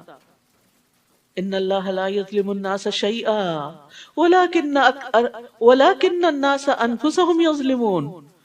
اللہ تعالیٰ تو لوگوں پر کچھ بھی ظلم نہیں کرتا بلکہ لوگ خود ہی اپنے آپ پر ظلم کرتے ہیں. اور جس دن اللہ انہیں جمع کرے گا، کب؟ قیامت کے دن، تو وہ یوں محسوس کریں گے جیسے دنیا میں دن کی صرف ایک گھڑی رہ کے آئے ہیں. اللہ اکبر. یہ لمبی لمبی زندگیاں 60-70 سال کی، وہاں کیا محسوس ہوں گی؟ ایک گھڑی، ایک سٹنگ. وہ ایک دوسرے کو پہچانتے ہوں گے، وہاں بھی پہچان لیں گے، اچھا وہ فلاں ہے، یہ فلاں ہے. اور ہر کوئی اپنے حال میں ہوگا، اپنے اعمال کے مطابق، کچھ خوشحال ہوں گے، کچھ بدحال. جن لوگوں نے ہماری ملاقات کو ہی جھٹلا دیا، یقیناً وہ خسارے میں رہے، وہی خسارے میں رہے اور راہ راست پر نہ آئے. تو انسان کی خوبی اور بھلائی خیر کس میں ہے؟ کہ وہ اللہ کے بعد، قرآن کے بعد آخرت پر بھی ایمان رکھتا ہو. جس عذاب کا ہم ان سے وعدہ کرتے ہیں اس کا کچھ حصہ خواہ آپ کے جیتے جی آپ کو دکھلا دیں یا اس سے پہلے ہی آپ کو اٹھا لیں، انہیں بہرحال ہمارے پاس ہی لوٹ کر آنا ہے، اور جو کچھ وہ کر رہے ہیں اللہ اس پر گواہ ہے. ہر امت کے لیے ایک رسول ہے، پھر جب ان کے پاس رسول آتا ہے تو پورے انصاف کے ساتھ ان کا فیصلہ چکا دیا جاتا ہے اور ان پر ظلم نہیں کیا جاتا. نیز وہ یہ پوچھتے ہیں کہ اگر تم سچے ہو تو جو دھمکی تم ہمیں دے رہے ہو وہ کب پوری ہوگی، یعنی قیامت آنے کی. آپ ان سے کہہ دیجئے مجھے تو اپنے بھی نفع و نقصان کا کچھ اختیار نہیں مگر جو اللہ کی مشیت ہو. ہر امت کے لیے مہلت کی ایک مدت ہے، جب ان کی یہ مدت پوری ہو جاتی ہے تو پھر ایک گھڑی کی بھی تقدیم و تاخیر نہیں ہوتی. انسانوں کی موت کا وقت، پرندوں کی موت کا وقت، دنیا کی موت کا وقت سب لکھا ہوا ہے اور اب مقرر وقت پر وہ آ پہنچتی ہے. آپ ان سے پوچھئے ذرا سوچو تو اگر تم پر اللہ کا عذاب رات کو یا دن کو آ جائے تو پھر مجرم لوگ آخر کس چیز کی جلدی مچا رہے ہیں؟ کیا وہ عذاب جب واقع ہو جائے گا تو اس وقت تم ایمان لاؤ گے؟ اب تمہیں یقین آیا جبکہ اسی کے لیے تو تم جلدی مچا رہے تھے. یعنی موت کے وقت انسان کے سامنے حقیقت کھل جاتی، یا کسی آفت کے ساتھ انسان گر جائے تو اس کو پتا چل جاتا کہ قوت اللہ ہی کی، سچائی وہی ہے جو قرآن و سنت میں ہمیں بتا دی گئی تھی. پھر ظالموں سے کہا جائے گا کہ ابدی عذاب کا مزہ چکھو، یہ تمہیں انہی کاموں کا بدلہ دیا جاتا ہے جو تم کرتے رہے. نیز وہ آپ سے پوچھتے ہیں آیا یہ واقعی سچ ہے؟ یعنی شک ہے انہیں قیامت کے آنے میں. آپ ان سے کہیے میرے رب کی قسم یہ بالکل سچ ہے اور تم اسے روک نہیں سکتے. جس کسی نے بھی ظلم کیا ہوگا اگر اس کے پاس روئے زمین کی دولت بھی ہو تو اس عذاب سے بچنے کے لیے دینے پہ آمادہ ہو جائے گا، اور جب وہ عذاب دیکھیں گے تو اپنی ندامت کو چھپائیں گے. ان کا فیصلہ پورے انصاف سے کیا جائے گا اور ان پر کچھ ظلم نہ ہوگا. سن لو جو کچھ آسمانوں اور زمین میں ہے سب اللہ ہی کا ہے. سن لو اللہ کا وعدہ سچا ہے مگر اکثر لوگ جانتے نہیں. هو یحیی و یمیت و الیہ ترجعون، وہی زندہ کرتا ہے اور موت دیتا ہے اور اسی کی طرف تم لوٹ کر جاؤ گے. یا ایہا الناس، اے لوگو، قد جاءتکم موعظۃ من ربکم وشفاء لما فی الصدور وہدی ورحمۃ للمؤمنین. لوگو تمہارے پاس تمہارے رب کی طرف سے نصیحت آ چکی ہے، یعنی یہ قرآن پہنچ چکا ہے، یہ دلوں کے امراض کی شفا ہے، دلوں کی بے چینیوں کا علاج ہے. اللہ کا وعدہ سچا ہے اور مومنوں کے لیے ہدایت اور رحمت ہے. قرآن سینے کی بیماریوں کی شفا، یعنی دلوں سے گھٹن اور تنگی اور وسوسے اور برے خیالات اور فاسد ارادے اور بری نیتیں جو شیطان انسان کے دل میں ڈالتا ہے ان سب کو نکال دیتا ہے اور انسان کو اندر سے صاف ستھرا کر دیتا ہے. اسی طرح قرآن مجید عام بیماریوں کے لیے بھی شفا ہے، خاص طور پر سورۃ الفاتحہ. دلوں، ابن قیم کہتے ہیں دلوں اور جسموں کی بیماریوں میں سے کوئی بیماری ایسی نہیں جس کا علاج اور اس کے سبب کی طرف رہنمائی کا ذریعہ قرآن میں موجود نہ ہو. تو اس نعمت اور اس رحمت اور ہدایت کے آنے پر ہمارا طرز عمل کیا ہونا چاہیے؟ قل بفضل اللہ وبرحمتہ فبذلک فلیفرحوا ھو خیر مما یجمعون. آپ لوگوں سے کہیے یہ کتاب اللہ کے فضل اور اس کی مہربانی سے نازل کی گئی ہے، لہٰذا انہیں اس پر خوش ہونا چاہیے. اس کو پا کر، اس کو پڑھ کے، اس کو سن کے، اس کو سمجھ کے، اس پہ عمل کر کے، اس کے ذریعے اپنا علاج کر کے، یہ ان تمام چیزوں سے بہتر ہے جو وہ جمع کر رہے ہیں. یعنی قرآن کو چھوڑ کر لوگ جن اور چیزوں میں مصروف ہیں اور ان کو پریفرنس دیتے ہیں، یہ قرآن اس سے زیادہ بہتر ہے. آپ ان سے کہیے کیا تم نے سوچا کہ اللہ نے تمہارے لیے جو رزق اتارا تھا اس میں سے تم نے خود ہی کسی کو حرام قرار دے لیا اور کسی کو حلال، تو کیا اللہ نے تمہیں اس کی اجازت دی تھی یا تم اللہ پر افترا کرتے ہو؟ اور جو لوگ اللہ پر جھوٹ باندھتے ہیں ان کا قیامت کے دن کے متعلق کیا خیال ہے؟ اللہ تو سب لوگوں پر مہربان ہے، لیکن اکثر لوگ شکر ادا نہیں کرتے۔ اے نبی، تم جس حال میں بھی ہوتے ہو اور قرآن میں سے جو کچھ بھی سناتے ہو، اور اے لوگو جو کام بھی تم کر رہے ہوتے ہو، ہم ہر وقت تمہارے پاس ہوتے ہیں جب تم اس میں مشغول ہوتے ہو۔ زمین اور آسمان میں کوئی ذرہ برابر بھی ایسی چیز نہیں جو آپ کے رب سے چھپی رہ سکے، یعنی رب کے علم نے ہر چیز کو گھیرا ہوا ہے، اور ذرے سے بھی چھوٹی، یعنی قرآن کیا بتاتا ہے؟ ذرے سے بھی چھوٹی چیز ہے، ذرہ بھی ٹوٹ سکتا ہے اور بہت بڑی طاقت بن جاتا ہے، ایٹم بم بن جاتا ہے۔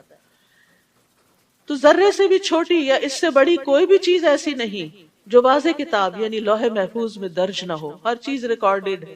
سبحان اللہ، اس لیے کوئی علم گمنے والا نہیں، یعنی اللہ کا علم لکھا ہوا بھی ہے۔ الا ان اولیاء اللہ لا خوف علیہم ولا هم يحزنون، سن لو جو اللہ کے دوست ہیں انہیں نہ کچھ خوف ہوگا نہ وہ غمگین ہوں گے۔ تو مومن پہ دنیاوی غم تو ہوتے ہیں، جیسے نبی صلی اللہ علیہ وسلم حضرت ابراہیم بیٹے کی وفات پر غمزدہ ہوئے تھے، لیکن مومن کا غم مستقل طور پہ برقرار نہیں رہتا، وقتی طور پر اس کو غم آتا ہے، پھر قرآن اس کے لیے شفا بن جاتا ہے، اللہ کی ہدایت، اور وہ اس غم سے باہر نکل آتا ہے، یعنی دائمی غم لاحق نہیں ہوتا۔ اسی طرح ذلت کا غم، دشمن کے غلبے کا غم، دین کے اقتدار کے ختم ہونے کا غم، یہ غم ہوتے ہیں، لیکن پھر اللہ تعالیٰ تسلی بھی دیتا ہے۔ نبی صلی اللہ علیہ وسلم نے فرمایا اللہ کے بندوں میں سے کچھ لوگ ایسے بھی ہوں گے جو نہ نبی ہوں گے نہ شہید، مگر قیامت کے دن اللہ کے ہاں ان کے بلند مراتب و منازل کی وجہ سے انبیاء اور شہداء ان پہ رشک کریں گے۔ کتنے خوش قسمت لوگ ہیں۔ صحابہ نے عرض کیا اللہ کے رسول ہمیں بتائیں وہ کون لوگ ہوں گے، کیونکہ ان کو نیکیوں کی حرص تھی۔ آپ نے فرمایا یہ وہ لوگ ہوں گے جو آپس میں اللہ کی کتاب یا اللہ سے محبت کی بنا پہ محبت کرتے تھے، ان کی آپس کی محبت اللہ کی کتاب کی وجہ سے تھی، یعنی ان کے درمیان کامن چیز قرآن تھا، حالانکہ ان کا آپس میں نہ کوئی رشتہ تھا نہ مالی لین دین تھا، کوئی بزنس ڈیلنگز نہیں تھی، بس اللہ کی قسم ان کے چہرے پر نور ہوں گے، وہ لوگ پر نور ہوں گے۔ جب لوگ خوف زدہ ہو رہے ہوں گے تو انہیں کوئی خوف نہیں ہوگا، جب لوگ غمگین اور پریشان ہو رہے ہوں گے تو انہیں کوئی غم اور پریشانی نہ ہوگی۔ پھر آپ نے اسی آیت کریمہ کی تلاوت کی، الا ان اولیاء اللہ لا خوف علیہم ولا هم يحزنون۔ تو سوچئے قرآن کس طرح انسان کو ہدایت بخشتا ہے، روشنی بخشتا ہے، دنیا اور آخرت کے غموں سے چھٹکارا عطا کرتا ہے۔ الذین آمنوا وکانوا یتقون، جو ایمان لائے اور اللہ کا تقوی اختیار کرتے ہیں، لہم البشرا فی الحیات الدنیا وفی الآخرہ، ان کے لیے دنیا میں بھی خوشخبری ہے اور آخرت میں بھی۔ اللہ کی باتوں میں کوئی تبدیلی نہیں ہوتی، یہ سچے وعدے ہیں، آزما کے تو دیکھیں، یہی بہت بڑی کامیابی ہے۔ ابو ذر کہتے ہیں میں نے نبی صلی اللہ علیہ وسلم سے عرض کیا، ایک آدمی خالص اللہ کے لیے کوئی کام کرتا ہے لیکن لوگ اس سے اس کے کام کی وجہ سے محبت کرنے لگتے ہیں، یعنی کوئی نیکی کا کام وہ کر رہا ہوتا ہے، لوگوں کے دلوں میں اس کی محبت آ جاتی۔ آپ نے فرمایا یہ مومن کو جلد ملنے والی خوشخبری ہے، یعنی دنیا میں اس کو دکھا دیا جاتا ہے کہ تمہارے کام کی کیا قبولیت ہے۔ اے نبی، کافروں کی باتوں پر آپ غمزدہ نہ ہوں، عزت تو تمام تر اللہ ہی کے لیے ہے۔ دنیا میں اگر کوئی آپ پہ جھوٹے الزام لگائے، آپ کی غلطیاں پکڑ پکڑ کے اچھالے، تو ان باتوں پہ غم نہ کریں، کیونکہ عزت اللہ کے پاس ہے اور اللہ ہی کی ہے، وہ سب کچھ سننے والا اور جاننے والا ہے۔ سن لو جو کچھ آسمانوں اور زمین میں ہے سب اللہ ہی کے لیے ہے۔ اب جو لوگ اللہ کو چھوڑ کر دوسرے شریکوں کو پکارتے ہیں وہ کس چیز کی اتباع کرتے ہیں؟ وہ تو محض ظن کے پیچھے لگے ہوئے ہیں، یعنی جن کا اللہ نہیں، جن کا اللہ پہ بھروسہ نہیں، پھر وہ صرف خیالات کی دنیا میں ہے، محض قیاس آرائیاں کر رہے ہیں۔ وہی تو ہے جس نے تمہارے لیے رات بنائی تاکہ تم اس میں آرام کرو اور دن کو روشن بنا دیا کہ اس میں کام کاج کر سکو۔ اس میں بھی ان لوگوں کے لیے نشانیاں ہیں جو حق بات سنتے ہیں۔ لوگوں نے کہہ دیا کہ اللہ نے کسی کو بیٹا بنا لیا ہے، وہ ایسی باتوں سے پاک ہے، اس کا کوئی بیٹا نہیں، وہ بے نیاز ہے، جو کچھ آسمانوں اور زمین میں ہے سب اسی کا ہے، تمہارے پاس اس کی کوئی دلیل نہیں، کیا تم اللہ کی نسبت وہ بات کہتے ہو جو تم جانتے نہیں؟ آپ ان سے کہیے کہ جو لوگ اللہ پر جھوٹ باندھتے ہیں وہ فلاح نہیں پا سکتے۔ تو اللہ کے بارے میں غلط بات مت کہیے، اپنے پاس سے باتیں بنا کے مت اللہ پہ چسپاں کیجیے۔ ان کے لیے جو فائدے ہیں دنیا میں ہی ہیں، یعنی من گھڑت دین پیش کر کے دنیا سے تو کچھ فائدے حاصل کر سکتے ہیں، پھر انہیں ہماری ہی طرف لوٹ کر آنا ہے، پھر ہم انہیں اس سخت عذاب کا مزہ چکھائیں گے، پھر ہم انہیں سخت عذاب کا مزہ چکھائیں گے کیونکہ وہ کفر کیا کرتے تھے۔ انہیں نوح علیہ السلام کا قصہ سنائیے جب انہوں نے اپنی قوم سے کہا، اے میری قوم، اگر تمہیں میرا کھڑا ہونا اور اللہ کی آیات سے نصیحت کرنا ناگوار گزرتا ہے تو میں نے اللہ پہ بھروسہ کر لیا ہے۔ تم یوں کرو کہ اپنے شریکوں کو ساتھ ملا کر ایک فیصلے پہ متفق ہو جاؤ جس کا کوئی پہلو تم سے پوشیدہ نہ رہے، یعنی آپس میں خوب مشورے کر لو، پھر جو کچھ میرے ساتھ کرنا ہو کر گزرو، بالکل مجھے مہلت نہ دو۔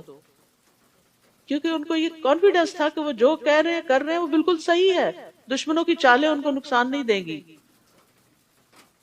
پھر اگر تم میری نصیحت سے اعراض کرتے ہو، منہ موڑتے ہو، تو میں تم سے کوئی مزدوری تو نہیں مانگتا، اجرت تو نہیں مانگتا جو بند ہو جائے گی، تم میرا نفع نقصان کر دو گے۔ میرا اجر تو اللہ کے ذمہ ہے اور مجھے یہی حکم ہوا ہے کہ میں فرما بردار بن کر رہوں۔ مگر انہوں نے نوح کو جھٹلا دیا، ہم نے اسے جو اس کے ساتھ کشتی میں سوار تھے بچا لیا اور انہیں ان کا جانشین بنا دیا اور ان لوگوں کو غرق کر دیا جنہوں نے ہماری آیات کو جھٹلایا تھا۔ تو دیکھ لو کہ جو لوگ ڈرائے گئے تھے ان کا انجام کیا ہوا۔ پھر اس کے بعد ہم نے کئی رسولوں کو ان کی قوم کی طرف بھیجا جو واضح دلائل لے کر ان کے پاس آئے، مگر وہ لوگ ایسے نہ تھے کہ جس بات کو پہلے جھٹلا چکے تھے اس پر ایمان لے آتے۔ ایسے ہی ہم زیادتی کرنے والوں کے دلوں پہ مہر لگا دیتے ہیں۔ پھر اس کے بعد ہم نے اپنے معجزے دے کر موسیٰ اور ہارون کو فرعون اور اس کے درباریوں کی طرف بھیجا۔ وہ اکڑ گئے اور وہ تھے ہی مجرم لوگ۔ پھر جب ان کے پاس ہماری طرف سے حق آ گیا تو کہنے لگے یہ تو صریح جادو ہے۔ موسیٰ نے ان سے کہا جب تمہارے پاس حق آ گیا ہے تو تم اسے جادو کہنے لگے ہو؟ پہلے تو معجزے مانگتے تھے، اب معجزے آ گئے تو جادو بن گیا؟ کیا یہ جادو ہے؟ حالانکہ جادوگر کبھی کامیاب نہیں ہوتے۔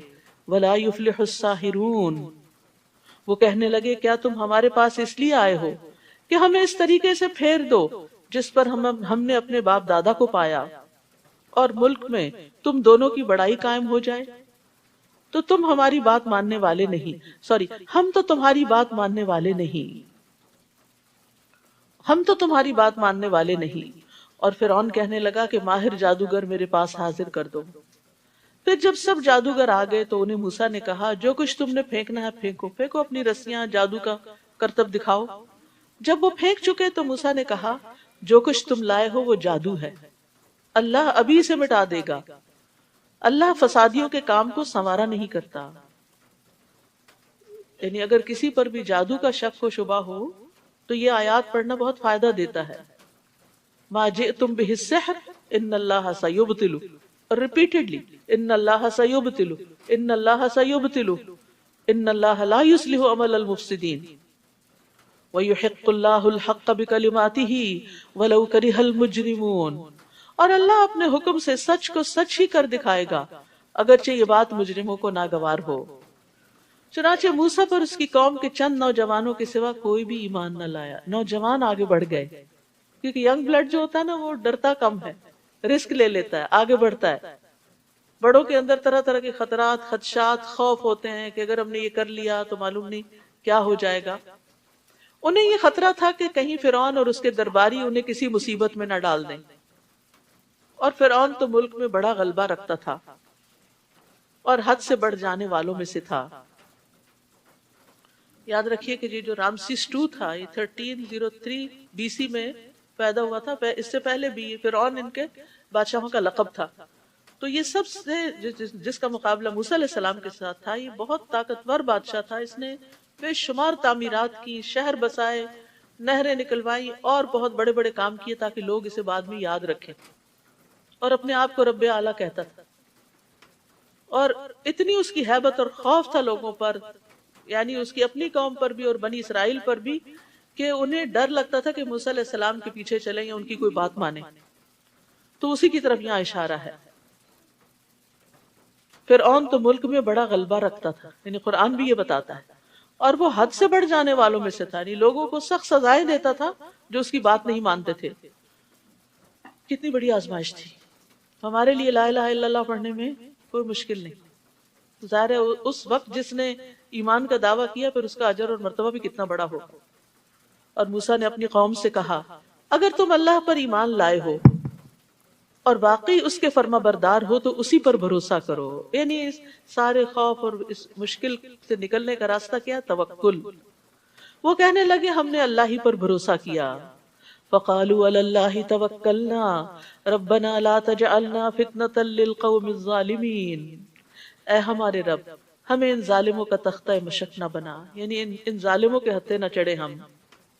تو یہاں توکل کو دعا پر مقدم کیا گیا ہے، ٹھیک ہے، یعنی دعا مانگنے والے پر حق ہے کہ وہ اپنی دعا کی بنیاد اللہ کے توکل پہ رکھے، اللہ پہ بھروسہ کر کے اس سے مانگے کہ وہ ضرور میرا مسئلہ حل کر دے گا۔ اس طرح دعا کی قبولیت کی زیادہ امید کی جا سکتی ہے، اور دعا مانگنے والا یہ خیال نہ کرے کہ توکل دعا مانگنے کے برخلاف ہے، کیونکہ دعا مانگنا مقصد کو پانے کے اسباب میں سے ہے، توکل بھروسہ ہے اور دعا سبب ہے۔ وَنَجِّنَا بِرَحْمَتِكَ مِنَ الْقَوْمِ الْكَافِرِينَ، اور اپنی رحمت سے ہمیں کافر لوگوں سے بچا لے۔ ہم نے موسیٰ اور اس کے بھائی کی طرف وحی کی کہ اپنی قوم کے لیے مصر میں گھر منتخب کرو اور ان گھروں کو قبلہ بنا کر نماز قائم کرو اور اہل ایمان کو خوشخبری دے دو۔ یہاں بہت بڑی نصیحت اور سبق ہے ان لوگوں کے لیے جو آپریشن میں رہتے ہیں، جن کو اوپریس کیا جاتا ہے اور جن کے ہاں مذہبی آزادی نہیں ہوتی، مسجدوں میں نہیں جا سکتے، اکٹھے بیٹھ نہیں سکتے، کہیں دین کی بات نہیں کر سکتے۔ یہاں آپ بہت خوش قسمت ہیں کہ آپ کو اپنے دین پر چلنے کی پوری آزادی اور سپورٹ حاصل ہے۔ تو یہ اللہ کا بہت بڑا شکر اور انعام ہے کہ انسان کو اپنے دین کے اوپر پریکٹس کی سہولت نصیب ہو، لیکن ہر جگہ ایسا نہیں ہوتا، یہ آزادی ہر جگہ نہیں ہوتی۔ کچھ جگہ پر اللہ کو ماننے والے بڑے پسے ہوئے بھی ہوتے ہیں، تو ان کو پھر بہت بڑے بڑے اجتماعات اور بڑی بڑی جگہوں پہ اکٹھا ہونے کے بجائے کیا کرنا چاہیے کہ جہاں موجود ہیں وہیں پر ہی اللہ کا نام لیں۔ یعنی حالات تو ایک جیسے نہیں رہتے، کبھی آپ بڑا کام کر لیتے ہیں اور کبھی آپ نہیں کر سکتے، تو جہاں جیسے بھی حالات ہو اس کے مطابق اسٹریٹجی بنائیں۔ اور یہاں پر کیا کہا گیا کہ گھروں کو قبلہ بنا کر نماز قائم، یعنی گھر کے اندر ہی مصلی بنا لو اور اہل ایمان کو خوشخبری دے دو۔ نہیں، عبادت تو نہیں چھوڑنی، عبادت تو نہیں چھوڑنی، جیسے ممکن ہو، جس طرح کا حال ہو ویسے ہی طریقہ اختیار کر لو۔ اور موسیٰ علیہ السلام نے اللہ سے دعا کی، اے رب تو نے اس دنیا کی زندگی میں فرعون اور اس کے درباریوں کو ٹھاٹ باٹ اور اموال دے رکھے ہیں کہ وہ لوگوں کو تیری راہ سے گمراہ کرتے رہیں، یعنی وہ دنیاوی اسباب کے زیادہ ہونے کی وجہ سے لوگوں کو پریس کرتے ہیں۔ اے رب ان کے اموال کو غارت کر دے، ان کے دلوں کو ایسا سخت بنا دے کہ جب تک دردناک عذاب نہ دیکھ لیں ایمان نہ لائیں۔ قال قد اجیبت دعوتکما فاستقیما، اللہ تعالیٰ نے فرمایا تم دونوں کی دعا قبول ہو چکی، اب ایسا ہی ہوگا، تم دونوں ثابت قدم رہو اور ان لوگوں کی پیروی نہ کرو جو علم نہیں رکھتے۔ پیغمبروں کو بھی ثابت قدمی کی نصیحت کی جا رہی، ثابت قدمی کی نصیحت کی جا رہی، اور یہ ہر اہل ایمان کے ہر ایمان والے کے لیے بڑا ضروری ہوتا ہے کہ وہ جیسے بھی حالات ہوں اپنے ایمان کو پکڑ کے رکھے، آسانی ہو یا مشکل ایمان کی رسی نہ چھوڑے، ورنہ تباہی تباہی ہے۔ وجاوزنا ببنی اسرائیل البحر، اور ہم نے بنی اسرائیل کو جب سمندر سے پار گزار دیا، اب اللہ کا وعدہ آ گیا اور بنی اسرائیل کو نجات مل گئی، تو فرعون اور اس کے لشکروں نے از راہ ظلم اور سرکشی ان کا پیچھا کیا، حتیٰ کہ جب فرعون ڈوبنے لگا تو بولا میں اس بات پر ایمان لاتا ہوں کہ الہ صرف وہی ہے جس پر بنی اسرائیل ایمان لائے ہیں۔ عذاب دیکھ کے وہ بھی ایمان لے آیا اور میں اس کا فرما بردار ہوتا ہوں، لیکن یاد رکھیے کہ ایسے وقت میں ایمان فائدہ نہیں دیتا۔ انسان نیک اعمال کے لیے دیر نہ لگائے، ٹال مٹول نہ کرتا رہے، اچھا پھر کر لوں گا، بعد میں کر لوں گا، اس سال یہ مصروفیت ہے، اگلے میں یہ نہیں۔ اللہ کی طرف آنا چاہتا ہے تو بس ڈیسائیڈ کر لے، آ جائے۔ ابو ہریرہ کہتے ہیں کہ رسول اللہ صلی اللہ علیہ وسلم نے فرمایا 3 چیزوں کے ظاہر ہو جانے کے بعد کسی ایسے شخص کو اس کا ایمان لانا فائدہ نہ دے گا جو اس سے پہلے ایمان نہ لایا تھا اور اس نے اپنے ایمان کی حالت میں کوئی نیکی نہ کمائی۔ تو وہ کون سے 3 مواقع ہیں؟ جب سورج مغرب سے نکلے گا، بڑی نشانی ظاہر ہو جائے گی قیامت کے آنے کی، جب دجال نکل آئے گا، اور جب زمین سے جانور نکلے گا جو باتیں کرے گا لوگوں سے، تو پھر ایمان لانا اور نیک کام کرنا فائدہ نہ دے گا۔ تو اس سے پہلے پہلے جو مواقع ہیں، اسی طرح ایک اور روایت میں آتا ہے کہ جب جان حلق تک آ جاتی ہے تو پھر ایمان لانا فائدہ نہیں دیتا۔ اس وقت کہنا اس کو صدقہ دے دو، فلاں کو یہ دے دو وہ تو اب دوسروں کا ہی مال ہو گیا، وہ صدقہ بھی اس وقت فائدہ نہیں دیتا۔ تو اس لیے صحت کی حالت میں، زندگی کی حالت میں، جوانی میں، طاقتور ہیں جب، تب اللہ کی عبادت کی طرف راغب ہوں۔ 7 لوگ عرش کے سائے تلے ہوں گے، اس میں سے ایک وہ جوان جس کی جوانی اللہ کی عبادت میں گزری۔ بڑھاپے کا انتظار نہ کریں کہ جب ریٹائر ہوں گے تو اچھے کام شروع کریں گے، والنٹیئر کریں گے۔ جوانی میں ہی وقت نکالیں، کچھ وقت دنیا کے لیے اور کچھ دین کے لیے۔ فرمایا اب تو ایمان لاتا ہے جبکہ اس سے پہلے نافرمانی کرتا رہا اور مفسد بنا رہا۔ آج تو ہم تیری لاش کو بچا لیں گے تاکہ تو بعد میں آنے والوں کے لیے نشان عبرت بنے، اگرچہ اکثر لوگ ہماری آیتوں سے غفلت برتتے ہیں۔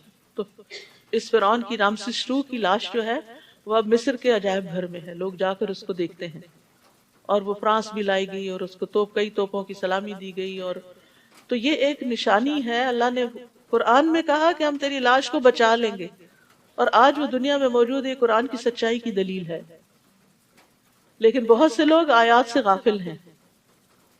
ہم نے بنی اسرائیل کو رہنے کے لیے یقیناً عمدہ جگہ دی اور کھانے کو پاکیزہ چیزیں دی، پھر انہوں نے باہم اس وقت اختلاف کیا جبکہ ان کے پاس علم آ چکا تھا۔ یقیناً آپ کا رب ان میں قیامت کے دن ان باتوں کا فیصلہ کر دے گا جن میں وہ اختلاف کیا کرتے تھے۔ پھر اگر آپ کو اس کتاب کے بارے میں کچھ شک ہو جو ہم نے آپ کی طرف نازل کی ہے تو ان لوگوں سے پوچھ لیجئے جو آپ سے پہلے کتاب یعنی تورات پڑھتے ہیں۔ یقیناً آپ کے پاس آپ کے رب کی طرف سے حق آ چکا ہے، لہٰذا آپ شک کرنے والوں میں سے نہ ہو۔ اصل میں آپ کو شک نہیں تھا، آپ کو کہہ کے سنایا دوسروں کو جا رہا ہے جو شک کرنے والے ہیں۔ اور نہ ہی ان لوگوں میں سے ہوں جنہوں نے اللہ کی آیات کو جھٹلا دیا، ورنہ نقصان اٹھاؤ گے۔ جن لوگوں پر آپ کے رب کا حکم یعنی عذاب ثابت ہو چکا وہ ایمان نہیں لائیں گے۔ تقدیر کے مسئلے کو واضح کیا جا رہا ہے۔ یاد رکھیے تقدیر کا مسئلہ جب بھی سامنے آئے اور جب بھی یہ دل میں شک ہے کہ اچھا اگر اللہ نے مہر لگا دی ہے تو پھر تو نعوذ باللہ ان پہ ظلم ہے اور ان بندوں کا قصور نہیں ہے، تو ایک سوال اپنے سے بھی اور سوال کرنے والے سے بھی پوچھا کیجیے، کیا اللہ ظالم ہے یا عادل ہے؟ اللہ ظالم ہے یا مہربان ہے؟ کیا ہے؟ مہربان ہے، اس نے اپنے اوپر رحمت لکھ رکھی ہے۔ کیا اللہ حکیم اور علیم ہے یا لا علم ہے اور اس کے فیصلے بے ڈنگے ہیں؟ علیم ہو۔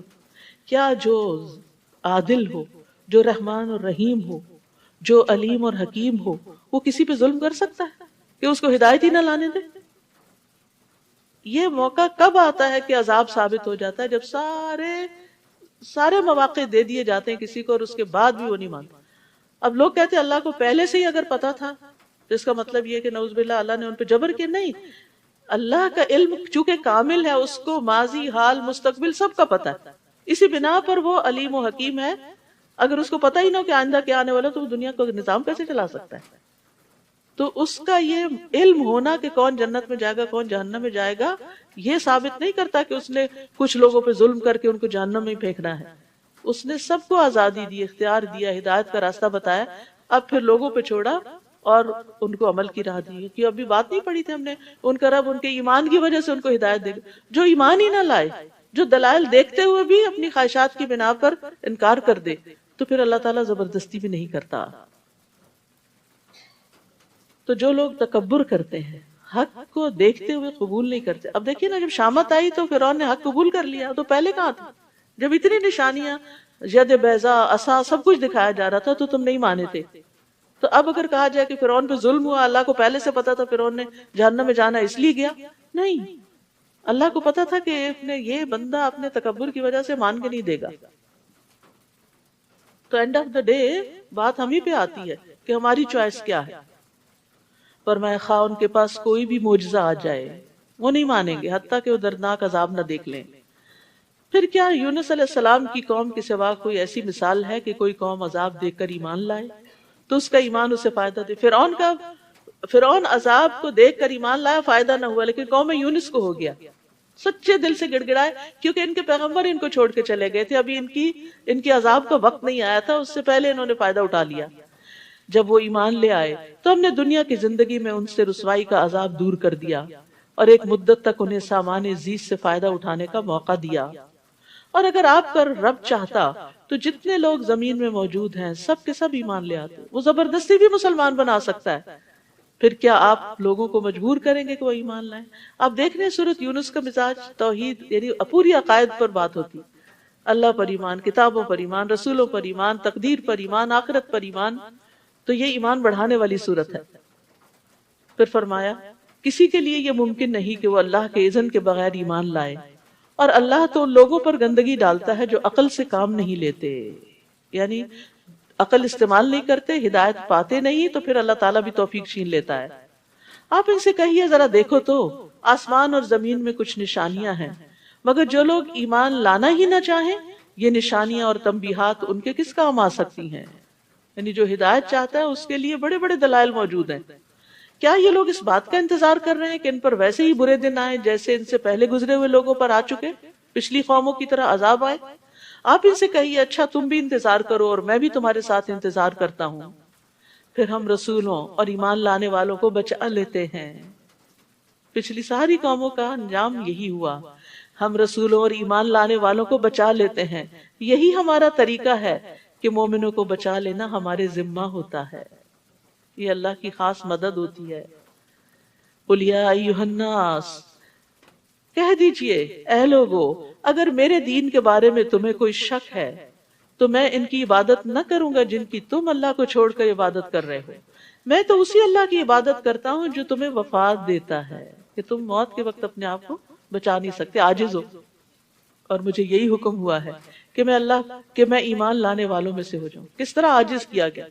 کوئی ڈاکٹر، کوئی دنیا کا بڑے سے بڑا انسان کسی کو موت کے منہ سے نہیں نکال سکتا، موت انسان کو عاجز کر کے رکھ دیتی، موت بتاتی ہے کہ کوئی اور ہے جس کا حکم چلتا ہے۔ نیز یہ کہ آپ یکسو ہو کر اسی دین اسلام کی طرف اپنا رخ قائم رکھیے اور شرک کرنے والوں میں سے نہ ہوئیے، اور اللہ کے سوا کسی کو مت پکاریں جو نہ آپ کو کچھ فائدہ پہنچا سکتا ہے اور نہ نقصان، اگر آپ ایسا کریں گے تو تب یقیناً ظالموں میں سے ہو جائیں گے۔ وَإِن يَمْسَسْكَ اللَّهُ بِضُرٍّ فَلَا كَاشِفَ لَهُ إِلَّا هُوَ، اور اگر اللہ آپ کو کوئی تکلیف پہنچانا چاہے تو اس کے سوا کوئی دور کرنے والا نہیں، اور اگر آپ سے کوئی بھلائی کرنا چاہے، اللہ بھلائی چاہے، تو اسے کوئی ٹالنے والا نہیں۔ یہ عقیدہ انسان کا مضبوط ہو جائے نا کہ نفع نقصان اللہ کے ہاتھ میں، تو غم ہی دور ہو جائیں، ساری فکریں ہی ختم ہو جائیں۔ وہ اپنے بندوں میں سے جسے چاہے اس فضل سے نوازتا ہے، اللہ ہم پہ اپنا فضل کر دے، اور وہ بخشنے والا اور رحم کرنے والا ہے، اللہ ہمیں بخش دے اور ہم پہ رحم فرما۔ آپ کہہ دیجئے لوگوں تمہارے پاس تمہارے رب کی طرف سے حق آ چکا ہے، حق آ چکا ہے، اب جو سیدھی راہ اختیار کرتا ہے تو یہ راست روی اس کے اپنے ہی لیے فائدہ مند ہے، اور اگر کوئی گمراہ ہوتا ہے تو اس کی گمراہی کا وبال بھی اسی پر ہے، اور میں تمہارا وکیل نہیں ہوں۔ وَاتَّبِعْ مَا يُوحَىٰ إِلَيْكَ وَاصْبِرْ حَتَّىٰ يَحْكُمَ اللَّهُ وَهُوَ خَيْرُ الْحَاكِمِينَ، آپ کی طرف جو وحی کی جاتی ہے اس کی پیروی کیجئے اور صبر کیجئے حتیٰ کہ اللہ فیصلہ کر دے، اور وہ سب سے بہتر فیصلہ کرنے والا ہے۔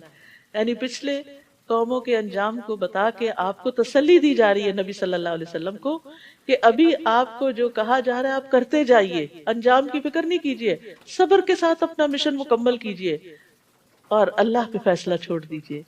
وہ بہترین فیصلہ کرتا ہے، وہ انصاف کرنے والا ہے، وہ آپ کی کوششوں کو کبھی ضائع نہیں ہونے دے گا۔ تو یاد رکھیے صبر اور نیک اعمال لازم و ملزوم ہوتے ہیں، وحی کی اتباع کرنا اور پھر اس کی پیروی کرنا، یہ سب ایمان کا حصہ ہے۔ سورۃ ہود، بسم اللہ الرحمن الرحیم، الف لام را، کتاب احکمت آیاتہ ثم فصلت من لدن حکیم خبیر۔ الف لام را، یہ ایسی کتاب ہے جس کی آیات کو محکم بنایا گیا ہے اور یہ حکیم و خبیر ہستی کی طرف سے تفصیلاً بیان کی گئی، یعنی کم الفاظ میں جامع مضامین ہے اس کے اندر۔ اللہ تعبدوا الا اللہ، کیا ہے اس کا مضمون، اس کا میسج سورت کا، کہ اللہ کے سوا کسی کی عبادت نہ کرو، توحید کی دعوت ہے۔ اننی لکم منہ نذیر و بشیر، میں یقیناً اس کی طرف سے تمہارے لیے ڈرانے والا بھی ہوں اور بشارت دینے والا بھی۔ اور کیا کرو عبادت کے علاوہ، وَأَنِ اسْتَغْفِرُوا رَبَّكُمْ ثُمَّ تُوبُوا إِلَيْهِ، اور یہ کہ اپنے رب سے معافی مانگو اور اس کے حضور توبہ کرو۔ استغفار وہ ایک خاص مدت تک تمہیں اچھا سامان زندگی دے گا۔ اس سے پتہ چلتا ہے کہ توبہ استغفار سے دنیا میں بھی انسان کے لیے رزق کی فراوانی ہوتی ہے، اور ہر صاحب فضل کو اس کا فضل عطا کرے گا۔ اور اگر تم منہ پھیرتے ہو تو میں تمہارے حق میں بڑے ہولناک دن کے عذاب سے ڈرتا ہوں۔ الی اللہ مرجعکم وہو علی کل شیء قدیر، تمہیں اللہ ہی کی طرف لوٹ کر جانا ہے اور وہ ہر چیز پر قادر ہے۔ الا انہم یثنون صدورہم لیستخفوا منہ، الا حین یستغشون ثیابہم یعلم ما یسرون وما یعلنون انہ علیم بذات الصدور۔ دیکھو جب لوگ اپنے سینوں کو موڑتے ہیں تاکہ اللہ سے چھپے رہیں، اور یہ اپنے آپ کو کپڑوں سے ڈھانپتے ہیں، اس وقت وہ سب کچھ جانتا ہے، اس وقت اللہ سب کچھ جانتا ہے جو وہ چھپاتے ہیں اور جو وہ ظاہر کرتے ہیں، کیونکہ وہ سینوں کے راز تک جاننے والا ہے۔ تو اس بات پر ایمان ہونا چاہیے کہ اللہ کا علم ہر چیز پر چھایا ہوا ہے، وہ کھلی اور چھپی ساری باتوں کو جاننے والا ہے، اس لیے اس کے ساتھ اپنا معاملہ درست کر لینا چاہیے۔ وآخر دعوانا ان الحمد للہ رب العالمین۔